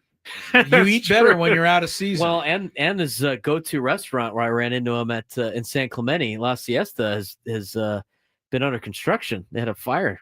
Oh. By the way, if I needed a name dropper, we could get a bunch of people in here in your space. I mean, this is another name he's dropping here. That was during COVID. You can only eat outside. They had just won the Super Bowl, and Second then that pick summer in the 2025 NFL Draft. Stop interrupting us, the Roger. Kansas City Chiefs select Josh Simmons, tackle. San Diego State. Ohio State. Nah, San Diego State. Come on, Roger. Get it right, pal. Madison Warhawk. There we go. All right, good for you, Josh Simmons. Good job. He gets it going the first round. That's the one thing we haven't talked about tonight. And Braden, you can speak to it because you coach these kids in high school every day. I make fun of this day because I have fun with it. I don't take it too seriously. About the 32 guys we just heard called, maybe 10 or 15 will be really, really good NFL players. A couple will be great. The rest we'll forget about. This is their big day. They'll get to play in the NFL, and then who knows what they'll do. But these kids at Cathedral and working their way up. Oh, this look, Aztec highlights. Hey, they got Josh Simmons with the Aztecs. Very good, yeah. But what I'm bringing up here is this is a day for these kids and parents and people who drive these kids to practice when they're in Pop Warner and buy all their gear, and all the teachers who are around them and coaches like yourself. It's a great day for people like that. They can all celebrate this stuff. Absolutely. And that is one part about the draft I like. Yeah, it's cool. All the sacrifices these families have made to get to this point. Obviously a lot of them now, with NIL and everything, I think people overlook a lot of that until they get to the college point. But, all the kids that we have at Cathedral all make a sacrifice to be there in some sort of way, either driving a far distance or spending money to be there, where you don't have to spend money to go to a public school. You do have to pay money to go to Cathedral. And a lot of these families that don't have a lot of money still have to try to find ways to get their kid to school and for the betterment of them. And everything that we ask our kids to do is very similar to a lot of the best programs in San Diego.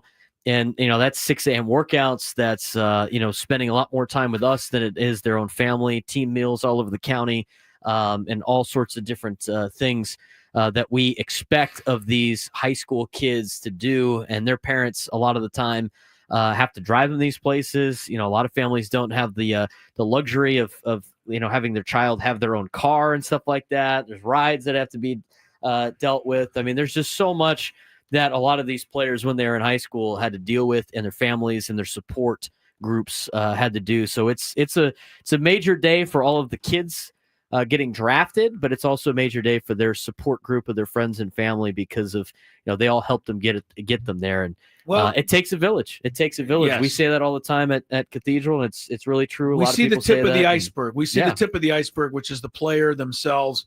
We don't see everything that's behind that. And again, you mentioned this Josh Simmons. There's a San Diego tie involved because he grew up and went to Madison and went to these high schools and played at San Diego State. So there's a little pride for all of us. Like when you watch, Kawhi Leonard have a great game as an Aztec, or your TCU, LT or something for you. For Skraby, Kevin O'Connell, or whatever it is. I didn't go to any schools with any good football programs, so I went to USF. Palmer was really good. Hey, Sean Sovical's squad's solid. Went to Colorado State, Joey Porter. Yeah. Oh, I thought you were talking about when I went there. Oh, well, LCC's better now. LCC is better now. The guy on your team ends up being an NFL head coach. Can't be that bad. Played pretty well at San Diego State. He did. He just won't return my phone calls anymore. No, he was our sideline reporter too. Oh, that's right. Yeah. Down the Aztec broadcast, which I always give him a hard time about. I love it how everybody in town always has their claim to fame with Kevin O'Connell. Yes. Yeah, he wants nothing to do with any of us. He's like finally gotten away from all of us. All right, so the NFL draft round 1 is in the books. Now, what is next? Training camp? Well, no, you got round 2 and 3 tomorrow, and then the weekend you got 4, 5, 6, and 7. And I want to shout out to my old friend, your buddy Braden, the coach. He and I used to do these draft shows back in the day. All right, on the the famous big sports deal. It's not here anymore. You could say it. All right, but you know what I mean. But we used to do the first round and the second round and the third round on Saturday. That was all on the same day, right? And then we would come back on Sunday and do the 4th, 5th, 6th, and 7th. And I want to mention, you guys think we're struggling for material here at the end of the first round. Try to get to the 6th round when the Saints pick somebody from East Muskogee A&M. But I've got to hand it to you if you're out there. Coach always had a report on the guy. I'm sure he did. Whoever he was. Sure he did. Let me tell you something. I saw a little bit of film on this guy. I used to laugh. How ready Getting were tape you? back then is probably way harder than No, I know. You're literally being sent VHS. No, but they sent it directly to the coach's house, so he was ready with all right. that. No, we used to do the whole NFL coverage, the whole 7 thing. It was just if you got an amazing. NFL team, we'd probably be doing the exact same. You might be right. We'd That's a probably fair be doing. point. We'd probably be doing Right. some. We would have done shifts today. It would have been all NFL draft all day. No, long. you're making an excellent point. Yeah. How done were you by the end of the draft, though? I was done by the 3rd pick of the first I'm round. sure you What are you talking about? That's a long couple days. It's a long day. Yeah. So We didn't even have Spiros back then to help us in those days. Yes, Spiros, thank you so much for bringing us food tonight and feeding us. I ate way great. too much pita bread. I ate way too many tacos, and I'm going to be bringing some of it home as well. No, you're not. Thank you. You're bringing it home. No, You I guys might will eat both it all bring it home. before you can. Oh, well, that's fine. If you want to eat it. But I will take the leftovers home. That is what I do. So thank you very much, Spiros, for bringing in food today. Also, thank you to all the people on the chat. We had some. Give us a like on the YouTube. Helps Yeah. our algorithm. Hit the thumbs up on the YouTube. We got Jake, we got Trevor, we got Rod, we got M. McKee, we got Jax. We got a bunch of people on the chat today, and they said, thank you very much for doing the draft show. No, thank you. I think our for coverage listening. was okay, but it was raised up a notch. No, it was raised up 10 notches because we had all the picks before the commissioner. I can't get over that. I can't get over the. It's great. The technology that allows Technology that to happen. nowadays. Is it technology? The wizardry. The wizardry of We got a Reddit. DeLorean outside. Here, if people on the chat want to ask radio-friendly questions, we have about 5 minutes to kill. So ask us some radio-friendly questions. Radio-friendly We have questions. 5 Famous minutes. all day says, how are the Niners going to do this season, Scraby? Last. No, they're going I'll to be answer good. for you. No, I have no idea. I think they're going. I'm going to assume that they're going to miss the playoffs this year, just so I don't really I'm just going to Thanks, assume Renee. that. I think last year Brandon? was. Huh? No, she said she was the third. They said they're 30th like. Thank Oh. you.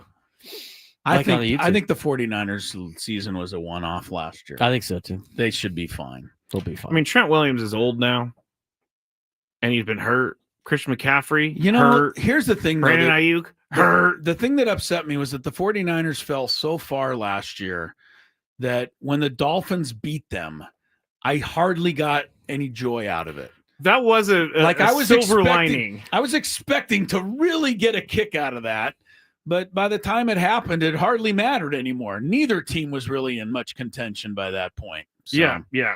it was a disappointing It season for us. worked out for me because the last time when they played in a part of the season where it was like still important, and they stomped on Jimmy G's leg. And that was when Brock Purdy was born.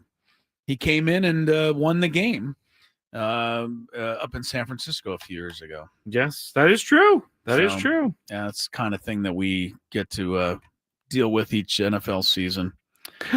Okay, here's a radio-friendly question. I hope so.